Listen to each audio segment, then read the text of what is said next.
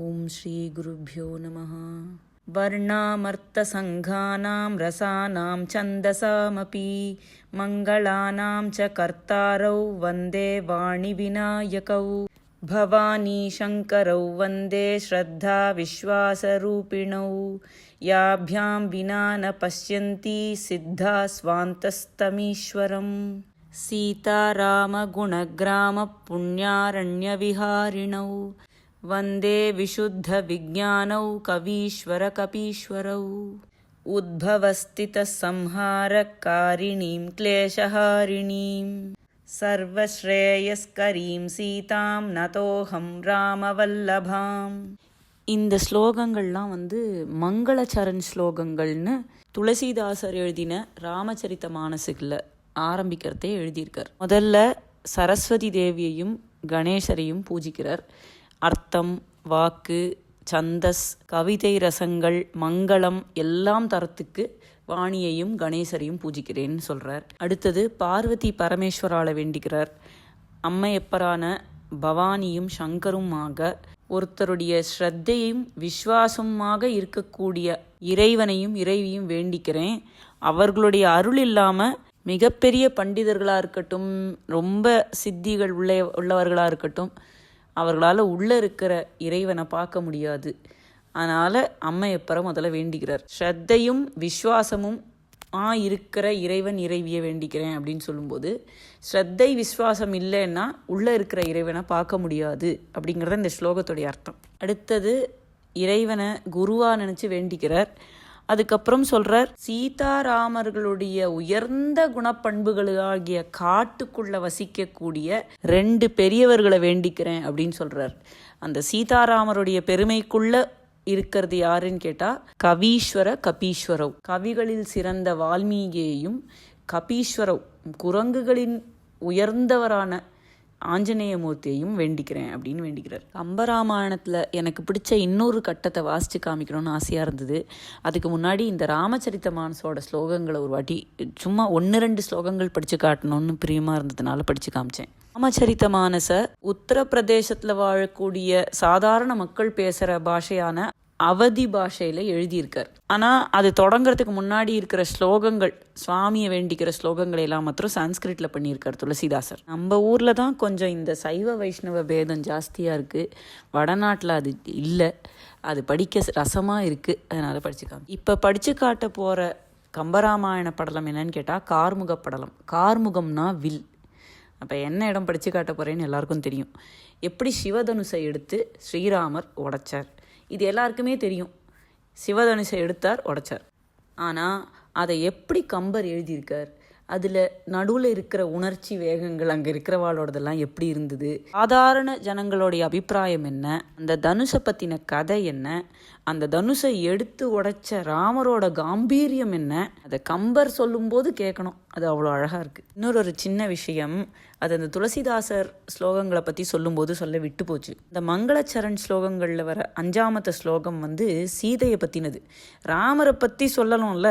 முதல்ல விநாயகரையும் வாணியையும் வேண்டிண்டு, பவானியையும் சங்கரரையும் வேண்டிண்டு, சங்கர குருவா வேண்டிண்டு, வால்மீகியையும் ஆஞ்சநேயமூர்த்தியும் வேண்டிண்டு, அடுத்தது சீதையை வேண்டிக்கிறார். என்ன சொல்லி வேண்டின்றார் துளசிதாசர்? இந்த உலகனைத்தையும் படைத்தும் காத்தும் அழித்தும் எல்லா சங்கடங்களையும் விரட்டியும் மனக்லேஷங்களை அகற்றியும் அருள் செய்யும் ராமனின் மனைவியான சீதையை வேண்டிக்கிறேன் அப்படின்னு வேண்டிக்கிறார். எவ்வளோ பக்தியோட எழுதியிருக்கார்.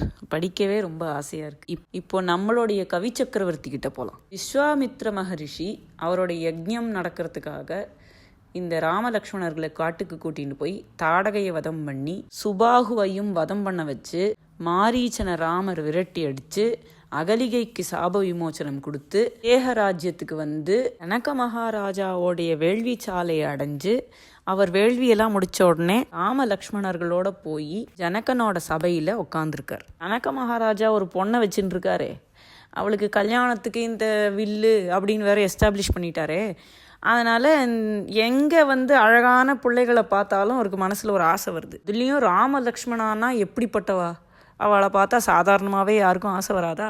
இருந்த குல குமரர் தமை இரு கண்ணும் முகந்து அழகு பருக நோக்கி அருந்தவனை அடிவணங்கி, யாரை இவர் உரைத்திடுமின் அடிகள் என்ன?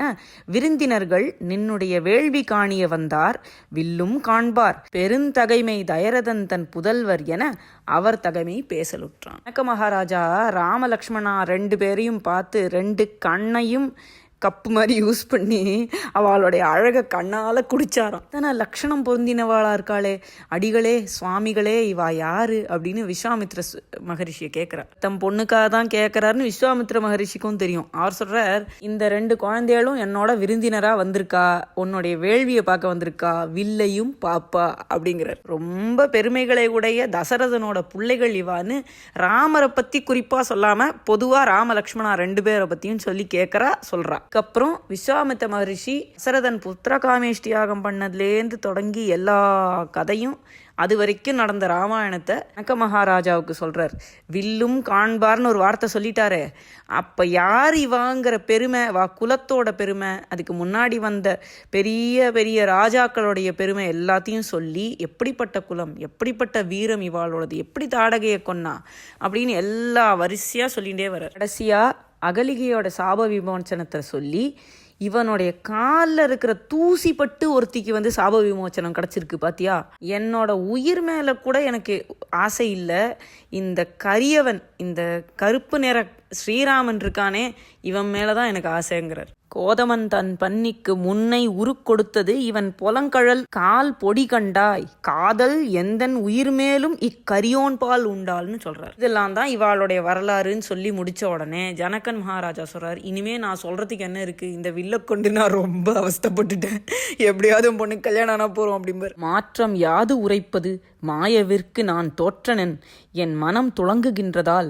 நோற்றனள் நங்கையும் நொய்தின் ஐயன்வில் ஏற்றுமேல் இடர்கடல் ஏற்றும் என்றனன். நான்லாம் சொல்றதுக்கு என்ன இருக்கு, இந்த இந்த வஞ்சனையான இந்த வில்ல வச்சு என் பொண்ணுக்கு கல்யாணம் பண்றேன்னு சொல்லிட்டேன், இதுல நான் தோத்து போயிட்டேன், மனசு ரொம்ப கலங்கிறது. இந்த உத்தமமான குமாரன் கடகடன்னு சீக்கிரமா நொய்தின் அப்படிங்கிறார், வில்லை எடுத்து சிவதனுசை எடுத்து நான் ஏற்றுவான்னா என்னுடைய இடர் கடல் ஏற்றும், இந்த மகா துன்பக்கடல்லேருந்து என்னை தூக்கி கரையேத்தினா ஆயிடுவான், என் பொண்ணு சீதையும் பெரிய தவம் செய்தவளா ஆயிடுவா, அதனால வேகம் வில்லை எடுங்கோங்கிறார். ஜனன் ஏன்று தன் எதிர் நின்றாரை அக்குன்று உழற் வரிசிலை கொணர்மின் ஈண்டு என நன்று என வணங்கினர், 4 ஓடினர், பொன் திணி கார்முக சாலை புக்கனர். சொல்லிட்டு காவலாளையெல்லாம் கூப்பிட்டுட்டே போய் அந்த மலை மாதிரி இருக்கிற அந்த வில்லை கொண்டு வாங்கோடா இன்னும் ராஜா சொன்ன உடனே 4 பேர் ஓகே அப்படின்ட்டு ஓடுறா கொண்டு வரதுக்கு. உருவலி யானையை ஒத்த மேனியர், செறி மயிர் கல்யன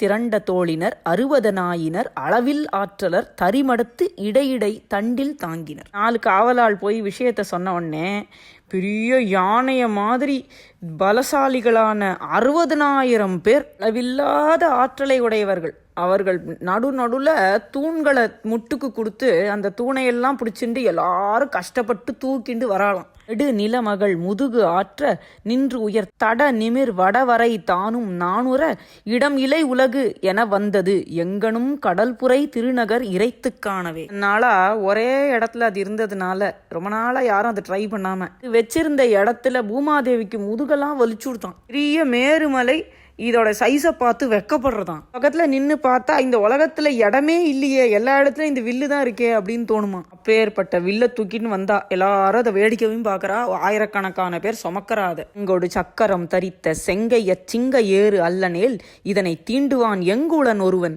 இன்று ஏற்றின் இச்சிலை மங்கை தன் திருமணன் வாழுமால் என்பார். வில்ல தூக்கிண்டு வரத்தே எல்லாரும் பார்க்கறாளே 1000கணக்கான பேர், அவ எல்லாரும் ஒருத்தருக்கு ஒருத்தர் பேசிக்கிறா. சங்கு சக்கரமெல்லாம் வச்சுட்டு இருக்கிற சிங்க ஏறு மாதிரி இருக்கக்கூடிய திருமால் தான் இந்த பொண்ணுக்கு கல்யாண வாழ்வை கொடுக்கணும். ராமரை அடிக்கடி சிங்கம் சிங்கம்னு சொல்லுவார், ராவணனையும் ஒரு சில இடங்கள்ல சிங்கம்னு சொல்றார். ஆனா அது கொடுந்தொழில் மடங்கள், கொடுமையான தொழில்களுடைய கொலை தொழிலை உடைய சிங்கம்னு சொல்றார். ராமரை பத்தி சொல்லும்போது 1000 நாம சிங்கம்னு சொல்றார். அம்பருக்கும் நரசிம்ம அவதாரத்துக்கும் பயங்கர கனெக்ஷன் உண்டு. நரசிம்மமூர்த்தி அவருக்கு பிரத்யக்ஷம்னு நினைக்கிறேன். நரசிம்மமூர்த்தியை வேண்டிட்டு தான் கம்பரே பிறந்தாராம். இதை பத்தி பின்னாடி இரண்யன் கதையை இன்னைக்கு படிக்கும்போது பார்க்கலாம். பெண்கள் ஒருத்தருக்கு ஒருத்தர் பேசிக்கிறா. சங்கு சக்கரம் தரிச்ச சிங்கம் ஆகிய நம்ம பெருமாள் இல்லைன்னா இதை தீண்டுவான் யாராவது இருக்கானா? அந்த நாராயணமூர்த்தியே வந்து இதை தூக்கி வாழ்வு கொடுத்தாதான் உண்டு நம்ம ராஜகுமாரியான சீதைக்கு அப்படிதான் கல்யாண வாழ்வு கிடைக்க முடியும்னு சொல்லிக்கிறார். கைதவம் தனு எனல் கனக குன்று என்பார், செய்தது அத்திசை முன் தீண்டியன்று தன் மொய்தவ பெருமையின் முயற்சியால் என்பார், எய்தவன் யாவனோ ஏற்றிப்பண்டு என்பார். முன்னாடி ஒரு சினிமாவில் ஏண்டா 1,00,000க்கு எத்தனை சைவர்டான்னு கேட்பானே, அது மாதிரி ஒருத்தருக்கு ஒருத்தர் பேசிக்கிறா. ஏண்டா இவ்வளோ பெருசா ஒன்றத்தை கொண்டு வந்து வச்சிருக்காளே, இதை போய் வில்லுன்னு சொல்றாளே, அது வஞ்சகம் தானே, நம்மளை ஏமாத்தத்துக்கு தானே சொல்றா. திசைமுகன் செய்தது தீண்டி என்றுன்னு சொல்லிக்கிறா. இதை பிரம்மாவால கையால செஞ்சிருக்க முடியுமாடா? மொய்தவம் பெருமையின் முயற்சியால் என்பார். வருஷம் கஷ்டப்பட்டு தவம் பண்ணி அந்த தவத்தோட பலனாதான் இது வந்திருக்க முடியுமே தவிர இதை கையால யாராலையுமே உண்டாக்க முடியாது. எய்தவன் யாவனோ ஏற்றி பண்டு. இதுக்கு முன்னாடி ஒருத்தன் இதை நானேத்தி யூஸ் பண்ணியிருக்கான் பாரு, அவன் எப்படிப்பட்டவன் ஆளா இருப்பான், அவன் யாரா இருக்கும் அப்படின்னு பேசிக்கிறா. தென்னடு மேருவை திரட்டிட்டோ என்பார், வண்ணவான் கடல் பண்டு கடைந்த மத்து என்பார், அண்ணல் வாழ் அரவினுக்கு அரசனோ என்பார், விண் இடு நெடிய வில் வீழ்ந்ததோ என்பார். வில்லு வந்து பழைய வில்லா இருந்தாலும் ஒளி வீசறதா இருந்திருக்கணும்னு நினைக்கிறேன். இவ தனு சொல்லியோ அதுக்கு ஏதாவது ஒரு தேஜஸ் இருக்குமே. வால்மீகி ராமாயணத்திலையும் ஜனக மகாராஜா சொல்றார், தனு பரமபாஸ்வரம், உத்தமமான ஒளி வீசக்கூடிய வில்லு அப்படின்னு சொல்றார். அதனால ஜனங்கள்லாம் பேசிக்கிறா, பெரிய மேருவையே திரட்டி பண்ணினதா இந்த வில்லு? ஓ இல்லை, முன்னாடி கடலை கடைஞ்சாலே அமுது எடுக்கிறதுக்கு அப்போ வச்சிருந்தாலே ஒரு மலை, இந்த பார்க்கடலோட மத்தை தான் வந்து இவ மந்திர மலையை தான் வில்லா பண்ணிட்டாளோ? ஓ இல்லை இல்லை, ஒருவேளை அரவினுக்கு அரசனோ ஆம்புகள்லயே தலைவனான ஆதிசேஷனை தான் வந்து வில்லா பண்ணி வச்சிருக்காளோ? ஏன்னா அது வளைஞ்சு நெளிஞ்சிருக்கே, ஒளி வீசுறது வேற. வானத்துல பளிச்சிடக்கூடிய பெரிய இந்திரனுடைய ஆயுதமான மின்னல் தானோ இது அப்படின்னு சொல்றாளாம். இன்னும் முன்னாடி பளீர்னு வெளிச்சமா வரக்கூடிய, பார்க்கறதுக்கு பயங்கரமாகவும் அதே சமயத்துல அதி சௌந்தரியமாகவும் தெரியக்கூடிய மின்னல் அதுதானோ இது அப்படின்னு பேசிக்கிறா. சிவதனுஷை எடுத்து உடைச்ச உடனே பரசுராமர் அந்த சத்தத்தை கேட்டு தன்னுடைய விஷ்ணு தனுஷ் எடுத்துன்னு வருவார். அவர் வந்து நிற்கும் போது அவர் கையில் இருக்கிற வில்லு, அவர் விஷ்ணு தனுஷ் வச்சுட்டு இருந்தாரே, அது வந்து இடி மின்னல் மாதிரி இருந்ததுன்னு வால்மீகி சொல்லுவார். மேற்கொண்டு கசமுசன் பேசிக்கிறா மிதிலை ஜனங்கள். என் இது கொணர்க என இயம்பினான் என்பார், மன்னவர் உலர்கொலோ மதிகட்டார் என்பார், முன்னை ஊழ் வினையால் முடிக்கலாம் என்பார், கன்னியும் இச்சிலை காணுமோ என்பார். சாதாரணமா ஒரு பிரின்சஸ் இருக்கா, ரொம்ப அழகா இருக்கா, ஒருத்தர் இல்லைன்னா ஒருத்தருக்கு ஏதாவது ஒரு நெகட்டிவ் ஃபீலிங் இருக்கும். அவளுக்கு என்ன ராஜாத்தி சௌக்கியமாக இருக்கா, பார்க்க அழகாக இருக்கா, அவளுக்கு என்ன குறைன்னு தானே எல்லாருக்கும் தோணும். நல்லா இருந்தால் செய்வோம். பாரு எத்தனை அழகாக இருந்து என்ன பிரயோஜனம், கல்யாணமே ஆகலை அப்படின்னு ஒரு ரசனை மனசுக்குள்ள ஒரு ரசனையோட தான் சொல்லுவோம். நான் காசு இருந்தென்ன, பணம் இருந்தென்ன, அவஸ்தைப்படட்டும், எப்பப்ப என்ன பண்ண கர்மாவோ அப்படின்லாம் சொல்லுவோம். ஆனா அந்த மிதிலை ஜனங்களுக்கு சீதை மேல எத்தனை ஆசை, ஐயோ இவளுக்கு நல்லபடியா கல்யாணம் ஆகணுமேனு எவ்வளோ கவலை. இதை மேற்கொண்டு இன்னும் நிறைய பார்ப்போம் இந்த படலத்திலேயே. சீதை மேல கொள்ள பிரியம் இந்த ஜனங்களுக்கு. அதனால என்ன பண்றா, ஜனக மகாராஜாவை திட்டுறா, அறிவு கட்டவன் அப்படின்னு. ஜனக மகாராஜா சும்மாவா, மற்ற அரசர்கள் மாதிரி ஒரு கொடுங்கோல் அரசனா, முட்டாள் அரசனா, தேவையில்லாத சண்டைகளை போட்டு மக்களை துன்பப்படுத்துற, கஷ்டப்படுத்துற, அவள்கிட்டேருந்து ரொம்ப வரி வாங்கி தேவையில்லாத யுத்தங்களுக்கு போறதுனால உயிர் சேதம் பண்ணி, இந்த மாதிரி எதுவுமே பண்ணாத ஒரு கர்ம யோகி ஜனக மகாராஜா, ஐடியல் கிங். அவரை சீதை மேல இருக்க பிரியத்தினால இவனுக்கு எங்க அறிவு இருக்கா, இப்போ ரொம்ப மொடையா இதை எதுக்கு கொண்டு வர சொன்னான் இந்த ராஜா? இல்ல எடுத்துன்னு வரணுமா, அதை வளர்க்கணுமா, நான் பூட்டணுமா, அப்பதான் வந்து சீதையை கல்யாணம் பண்ணி தருவானா? இந்த ராஜா மாதிரி புத்தி இல்லாதவா யாராவது இருக்காளா? அழகழகா ராஜகுமாரா வந்திருக்கா, ஆச்சான்னு கல்யாணம் பண்ணாம வில்ல கொண்டு வர சொல்றான், அறிவில்லாதவன் அப்படின்னு திட்டுறா. ஒருவேளை முன்னாடி வினைனால, முன்னாடி செஞ்ச புண்ணியங்கள்னால ஒருவேளை கல்யாணம் ஆகலாம், இல்லைன்னாலாம் நம்பிக்கையே இல்லை, பயமா இருக்கு அப்படின்னு ஒருத்தருக்கு ஒருத்தர் பேசிக்கிறா. பாவம் சீதை இந்த வில்ல பார்த்தாளா என்னைக்காவது? பார்த்தா அவள் மனசு உடஞ்சி போக மாட்டாளா? அடப்பாவி, இந்த வில்ல உடைச்சாதான் எனக்கு கல்யாணம் ஆகுமா, இல்லைன்னா கல்யாணமே ஆகாதான்னு அவள் மனசு உடஞ்சி போயிடுவாளே, இவ்வளோ பெரிய வில்லா இருக்கே அப்படின்னு எல்லாரும் பேசிக்கிறார். இச்சிலை உதைத்த கோர்க்கு இலக்கம் யாதென்பார், நச்சிலை நங்கை மேல் நாட்டும் வேந்து என்பார், நிச்சயம் எடுக்கும் கொள் நேமியான் என்பார், சிற்சிலர் விதி செய்த தீமையாம் என்பார். ஒரு வில்லு இவ்வளோ பெருசா இருந்தா ஒருவேளை அது தூக்கி நிறுத்தி எய்ம் பார்த்து அடிச்சா கூட இதுக்கு எது இலக்கமா ஆக முடியும்? இந்த தனுசுலேருந்து புறப்படக்கூடிய பானம் ஒரு மிசைல் மாதிரி ஆச்சு. அது எது மேல போய் அடிக்க முடியும்? அதை தாங்கக்கூடிய இலக்கு எது இருக்கு இந்த உலகத்துல? ஒரு சிலர் பேசிக்கிறா, ராஜா ராஜா தான்டா, எப்படி பண்ணியிருக்கான் பாத்தியா, சிலை நங்கை மேல் நாட்டும் வேந்து என்பார். இந்த வில்ல உடைய பெருமையை பார்த்தாலே எவ்வளவு தூரம் தன்னுடைய பொண்ணு மேல அவனுக்கு மதிப்பு இருக்கு அப்படின்னு தெரியறது பாரு. இந்த வில்ல எது மேல நாட்டி வச்சிருக்கான்னா சீதையோடைய மங்கள கல்யாண குணங்களை பார்த்து இதுதான் சமம்னு வச்சிருக்கான் பாரு. அதனால்தான் இதை எடுத்து நான் போற்றவாளுக்கு என் பொண்ணை தரேன்னு சொல்லியிருக்கான். அது கரெக்ட் தான் அப்படின்னு சில பேர் சொல்றான். நிச்சயம் எடுக்கும் கொல் நேமியான் என்பார். சக்கரம் தரித்த திருமாலே நேர்ல ஸ்ரீராமனா வந்திருக்கா மாதிரி வந்திருக்கான். நிச்சயம் எடுத்துருவானோ இல்லையோ, கல்யாணம் ஆயிடுமோ இல்லையோ நம்ம சீதைக்கு. ஒரு பயமும் சந்தேகமும் ஆசையும் கலந்த வேகத்தோட பேசுறான். சில பேர் ஆல்ரெடி மனசு வெறுத்து போயிட்டா. எல்லாம் நம்ம விதி, என்ன பண்றது, முன்னாடி செஞ்ச வினை. அதனால்தான் இந்த மாதிரி ஒரு நிலைமை நம்மளுக்கு வந்திருக்கு. நம்ம ராஜகுமாரிக்கு கல்யாணம் ஆக முடியாத மாதிரி இருக்கு. இல்லோட ரூபத்துல ஒரு தடையா இருக்கு பாரு அப்படின்னு பேசிக்கிறான். மொய்த்தனர் இன்னணம் மொழியாக மன்னன் முன் உய்த்தனர் நிலம் முதுகு உலுக்கி கீழுற வைத்தனர் வாங்குனர் யாவரோ என கைத்தலம் விதிர்த்தனர் கண்ட வேந்தரே. இப்படியாக அங்க இருந்த மிதிலை மக்கள்லாம் ஒன்னொன்னு மாத்தி மாத்தி சொல்லி பேசின்னு இருக்கும் போது அதை சுமந்து வந்த எல்லா ஆயிரக்கணக்கான பணியாளர்களும் பூமாதேவியோட முதுகு உலுக்கி போற மாதிரி அதை தரையில வச்சாலாம். அப்படி தர குழிஞ்சு போற மாதிரி அதை கீழே வச்ச உடனே ஒரு ஜனக மகாராஜா சக்கரவர்த்தியோடைய சபைன்னு இருந்து அதுல மற்ற ராஜாக்கள்லாமும் வந்துட்டு போயின்னு இருப்பாளே, அந்த மாதிரி வந்திருந்த சபையில இருந்த அரசர்கள்லாம் பார்த்து, ஐயோ இதை யாருப்பா எடுக்க போறா, வாங்குனர் யாவரோ என கைத்தலம் விதிர்த்தனர், பயந்து நடுங்கினாலாம். போதகம் அணையவன் பொலிவை நோக்கி அவ்வேதனை தருகின்ற வில்லை நோக்கி தன் மாதினை நோக்குவான் தன் மனதை நோக்கிய கோதமன் காதலன் கூறல் மேயினான். போதகம்னா யானையோடைய கன்றுன்னு அர்த்தம். அதாவது யானைன்னு சொன்னா எந்த வயசு யானையாவனா இருக்கலாமே, இளம் யானை. அப்படி இருக்கக்கூடிய ராமனோடைய அழகை பார்க்குறானா ஜனக மகாராஜா. அப்புறம் தன்னோட மனசுக்கு வேதனை தர அந்த வில்லை பார்க்குறானா. இந்த வில்லுன்னு ஒரு எஸ்டாப்ளிஷ் பண்ணியாச்சு, இனிமே பின்வாங்கினா அவனுக்கும் அவமானம், சீதைக்கு அவமானம், என்னடா இது அப்படின்னு அதை நினச்சி வருத்தப்படுறார். அவன் பொண்ணுக்கு கல்யாணம் பண்ணலான்னு நினைக்கிற அந்த விருப்பத்துக்கு தடையா இருக்கிற அந்த வில்லை பார்க்குறாராம், தன்னுடைய பொண்ணை பார்க்குறாராம். சீதை அங்கே இருக்கிறதா சொல்லலை, ஒருவேளை மனசில் நினச்சி பார்க்குறாரா இருக்கும். அதுக்கப்புறம் தன் மனசை நோக்கிறாராம், அவரோட மனசுக்குள்ளே இருக்கிற கலக்கத்தை பார்க்குறாராம்.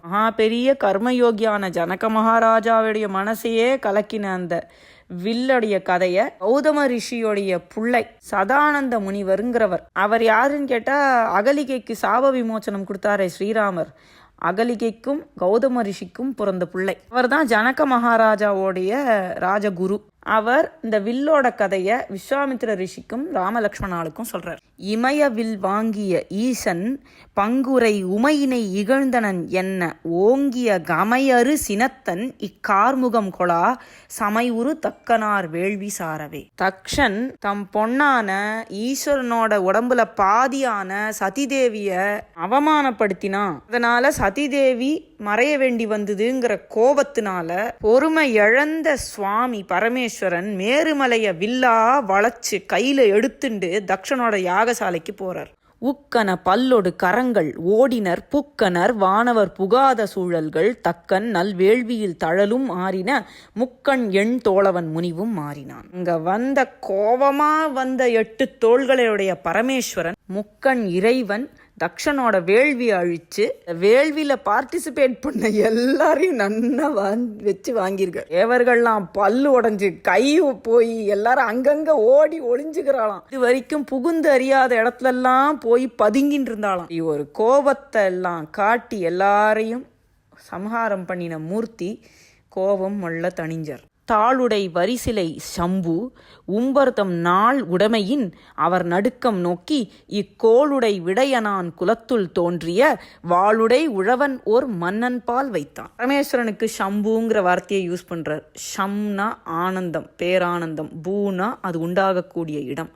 சம்பு அப்படின்னா குளிர் எல்லாருக்கும் ஆனந்தத்தை தரக்கூடிய ஊற்றா இருக்கக்கூடிய சுவாமின்னு அர்த்தம். கோபம் மாறிய பரமேஸ்வரன் சம்புவாகி அங்க இருக்கக்கூடிய தேவர்களுக்கெல்லாம் இன்னும் நாள் இருக்கு, அவளுக்கு அழிவு இன்னும் வரலை அப்படின்னு தெரிஞ்சுண்டு அவ அஞ்சி வெட நடுங்கிறத பார்த்து, ஓ இந்த வில்ல பார்த்து தான் இன்னும் நடுங்குறா, நம்ம கையில வச்சுட்டு இருந்தோம்னா ஐயோ நம்மள சமஹாரம் பண்ண போறார் சுவாமின்னு நினைச்சு பயப்படுவான்னு சொல்லிட்டு வலிமையுடைய ஏறு மாதிரி இருக்கிற ராஜா இருக்கானே ஜனகன், அவனுடைய முன்னோன் ஒருத்தன், ஒரு ஆன்செஸ்டர் தேவராதன்னு பேரு, வாளுடை உழவன்னு வேற சொல்றார். வாளை கொண்டு போர்க்களத்தை உழறவனும், அப்படி வீரமானவன். அதாவது அவனால இதை ஹேண்டில் பண்ண முடியும் அப்படின்னு சொல்லிட்டு இவா புண்ணியாத்மாக்களா இருக்கா இவா குலத்துலன்னு சொல்லிட்டு இவா கிட்ட அந்த வில்ல கொடுத்து வைக்கிறார். இதுக்காக தான் கொடுத்தாரோ இல்ல பின்னாடி ஸ்ரீராமர் சீதையை கல்யாணம் பண்ணிக்கிறதுக்கு இதுவே ஹேதுவா இருக்கும்னு நினைச்சுட்டு கொடுத்தாரோ தெரியாது. பரமேஸ்வரன் இதை தேவராதன்னு ஒரு முன்னோன் கிட்ட கொடுத்து வச்சார், ஜனகனுடைய முன்னோன் கிட்ட. கார்முக வலியை யான் கழறல் வேண்டுமோ வார் சடை அரண் நிகர் வரத நீயலால் யார் உளர் அறிபவர் இவர்க்கு தோன்றிய தேர்முக அல்குலாள் செவ்வி கேள் என. பார்த்தேலோலியோ ஆயிரக்கணக்கான பேர் இந்த வில்ல தூக்கின்னு வந்திருக்கா. இந்த வில்லோட வலிமையை நான் எடுத்து சொல்லணுங்கிற அவசியம் இருக்கா? ஏண்ட ஜடாமுடி வச்சுட்டு இருக்கிற சிவபெருமான் மாதிரியே வந்திருக்கேளே விஸ்வாமித்ர முனிவரே, இந்த வில்லோட பெருமையை உங்களை இல்லாம வேற யாரால புரிஞ்சுக்க முடியும்? இப்போ இன்னொரு சமாச்சாரம், இந்த ஜனகராஜனுக்கு பிறந்த சீதை எப்படி பிறந்தா அப்படிங்கிறத அவளுடைய வரலாற்றை சொல்கிறேன், கொஞ்சம் கேளுங்கன்னு சொல்கிறார். ஜனக மகாராஜாவுடைய ராஜகுருவான சதானந்த முனிவர் விஸ்வாமித்ர முனிவர் கிட்ட சீதையோட வரலாற்றை பற்றி சொல்ல ஆரம்பிக்கிறார். இரும்பு அணைய கருநெடுங்கோட்டு இணை ஏற்றின் பனை ஏற்ற பெரும் பியலில் பழிக்கு நுகம் பிணைத்து அதனோடு அணைத்து ஈர்க்கும் வரம்பியில் மணிப்பொன் கலப்பை வைரத்தின் கொழு மடுத்திட்டு உரம் பொறு இல் நிலம் வேள்விக்கு அழகியில் பலசால் உழுதேம். ஒரு தடவை யஜ்யம் பண்ணணும்னு சொல்லிட்டு அந்த யஜ்யசாலை அமைக்கிற இடத்த தயார் பண்றதுக்காக உழுதோம். இந்த உழுத கலப்பை எப்படி இருந்தது, அந்த காளை எப்படி இருந்தது அப்படிங்கிறதெல்லாம் வர்ணிச்சு சொல்றான். இரும்பு மாதிரி உள்ள பெரிய நீண்ட கொம்புகளை உடைய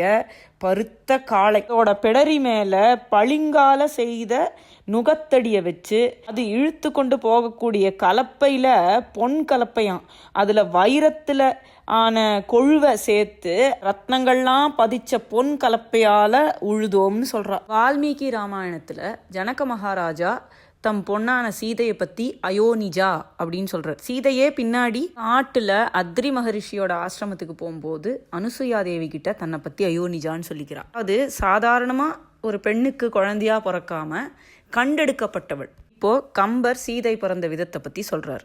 உழுகின்ற கொழுமுகத்தின் உதிக்கின்ற கதிரின் ஒளி பொழிகின்ற புவிமடந்தை திரு வெளிப்பட்டன புணரி எழுகின்ற தெள் அமுதோடு எழுந்தவளும் இழிந்து ஒதுங்கி தொழுகின்ற நல்நலத்து பெண்ணரசி தோன்றினாள். உத்பவ ஸ்திதி சம்ஹாரக்காரிணியாவும் கிளேஷஹாரிணியாவும் இருக்கக்கூடிய சீதை பிறந்துட்டாள். அவ எப்படி பிறந்தா?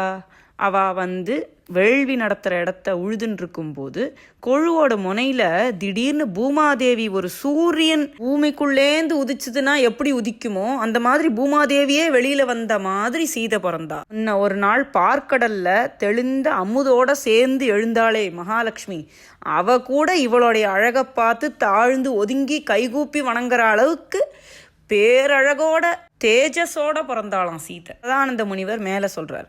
குணங்களை என் கூறுவது கொம்பினை சேர்ந்து அவை உய்ய பிணங்குவன அழகு இவளை தவம் செய்து பெற்றது கான் கணங்குழையால் எழுந்ததற்பின் கதிர் வானில் கங்கை எனும் அணங்கு இழிய பொலிவு இழந்த ஆறு ஒத்தார் வேறு உற்றார். இவ குணங்களை பத்தி நான் என்னன்னு சொல்ல முடியும்? இவ பிறந்த உடனே எல்லா கல்யாண குணங்களும் நான் நீனு ஒத்தருக்கொத்தர் அடிச்சு பிடிச்சி சண்டை போட்டுட்டு நான் தான் போவேன் சீதை கிட்டன்னு சண்டை பிடிச்சின்னு அவகிட்ட இருக்கான். மட்டுமா பேரழகு ஒரு தவம் பண்ணி சீதையை அடைஞ்சிருக்கான். பிறந்த உடனே ரொம்ப அழகான நல்ல குணம் உள்ள பொண்கள்லாம் எப்படி ஆயிட்டான்னா, வானத்துல இருந்துட்டு கங்கை குபீர்னு பொங்கி பெருகி நிலத்துல ஓட ஆரம்பிச்ச உடனே மற்ற நதிகள்லாம் சின்ன ஆறு குளம் கொட்டை மாதிரி சின்னதாக தெரிய ஆரம்பிச்சுடுதே, அந்த நிலைமையை அடைஞ்சாலும். என்னன்னு கேட்டால் வேற ஒன்றும் இல்லை, ஒரு அத்தியாயம் முழுக்க விஸ்வாமித்ரர் ராமரோட பெருமையை பாடியிருக்கார். அதுக்கு ஈடா சதானந்த முனிவர் ஒரு 4 பாட்டில் சீதையை பற்றி சொல்கிறார். சித்திரம் இங்கு இது ஒப்பது எங்குண்டு செய்வினையால் வித்தகமும் விதிவசமும் வெவ்வேறே புறம் கிடப்ப அத்திருவை அமரர் குலம் ஆதரித்தார் என அறிஞ இத்திருவை நிலவேந்தர் எல்லாரும் காதலித்தார். இவ்வளோ மாதிரி இருக்கக்கூடிய ஒரு அதிசயம், இந்த சினிமா பாட்டில் சொல்கிறாளே நீ தான் பெரிய அதிசயம்னு, அம்பர் அப்பயே சொல்லிட்டார் சீதை ஒரு அதிசயம். விசித்திரம்ங்கிறது சம்ஸ்கிருத வார்த்தை, அதுக்கு அதிசயம்னு அர்த்தம். ஏற்பட்ட அதிசயம் எங்கே இருக்கு அப்படின்னு எல்லாரும் வியந்து போய் நீனு எல்லா ராஜாக்களும் போட்டி போட்டுன்னு வந்தா, அது எப்படி இருக்குன்னு கேட்டால் அவளுடைய செய்வினைகள் எப்படி இருக்குது, அதாவது இப்படி பெறக்கூடிய பெரும் பேர் நம்மளுக்கு கிடைக்குமா கிடைக்காதான்னு யோஜனை பண்ணாமல், தனக்கு அதுக்குள்ள தகுதி இருக்கான்னு நினச்சி பார்க்காம எல்லாத்தையும் மறந்துட்டு ஒரு மயக்கத்தில் எப்படி மகாலட்சுமி வெளியில் வந்த உடனே நீனு போட்டி போட்டுட்டு எல்லா தேவாதி தேவர்களும் சண்டை பிடிச்சிட்டு போனாலே இந்த மகாலட்சுமி நான் கல்யாணம் பண்ணிக்கிறேன்னு, அவளுக்கெல்லாம் அந்த தகுதி இருக்கா? அவள் அடைய முடியுமா மகாலட்சுமியை?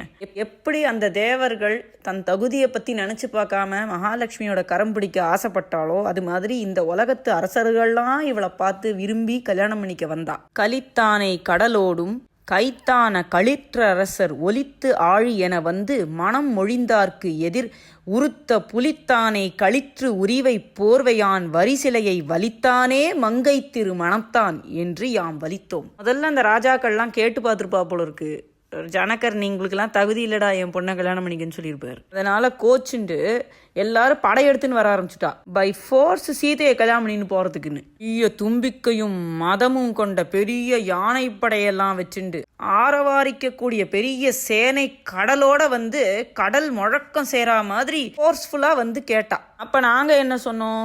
புலித்தோலை ஆடையாவும் யானைத்தோலை போர்வையாவும் கொண்டுள்ள பரமேஸ்வரன் இருக்காரே, அவர் போரில் எடுத்த கட்டமைந்த வில்லு, அவர் ஒரு சிவதனுசு கொடுத்தாரே, அந்த வில்ல தன் வலிமை கொண்டு யார் ஒருத்தன் வளைக்கிறானோ அவனே சீதைக்கு மணவாளன் அப்படின்னு நாங்கள் சொல்லிட்டோம். வலிக்கிறதுங்கிற ஒரு வார்த்தையை வச்சுட்டு விளையாடுறார். வலித்தானை வலித்தோம்லாம்.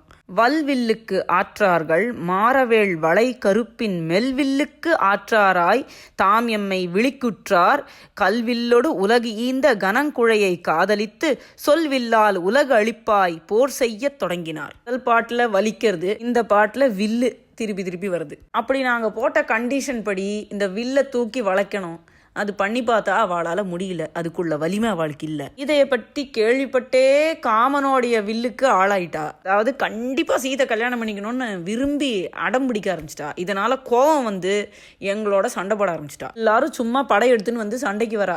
எம் மன்னன் பெருஞ்சேனை ஈவதனை மேற்கொண்ட செம்மன்னர் புகழ்வேட்ட பொருளே போல் தேய்ந்ததால் பொம்மென்ன வண்டு அலம்பும் புரிகுழலை காதலித்த அம்மன்னர் சேனை தமது ஆசை போல் ஆயிற்றாள். ராஜாவும் திரும்பி சண்டை போட்டார். பராக்கிரமத்தோட பெருஞ்சேனையை திரட்டி சண்டை போட்டார். ஆனா திருப்பி திருப்பி இவ எல்லாரும் சண்டை போட்டுட்டே இருந்தா எங்களுடைய சேனை குறையாதா? எக்ஸாம்பிள் சொல்றார். ஒரு நல்ல ராஜா இருக்கான், அவன் நல்ல காரியங்களை செஞ்சு அதனால் புகழ் அடையணும்னு ஆசைப்படுறாங்கிறதுக்காக எல்லாருக்கும் தான தர்மம் பண்ணிகிட்டே இருக்கான். அவனோட செல்வம் தானாக குறைஞ்சி தானே போகும், திடீர்னு இன்க்ரீஸ் எல்லாம் ஆகாது. நல்லதே பண்ணினாலும் அவளுக்கு அது அவஸ்தையாக தான் இருக்கும். அப்படிப்பட்ட நல்ல ராஜாவுடைய செல்வம் குறையிற மாதிரி எங்கள் ராஜாவுடைய சேனையெல்லாம் குறைஞ்சிது. அந்த ராஜாக்கள் ஒருத்தருக்கொத்தர் ஜாயின் பண்ணின்னு எல்லாம் குரூப்பாக சண்டைக்கு போகிற வரா. அதனால் அவளோட ஆசைகள் எப்படி பெருகித்தோ அது மாதிரி அவள் சேனைகளும் பெருகித்து.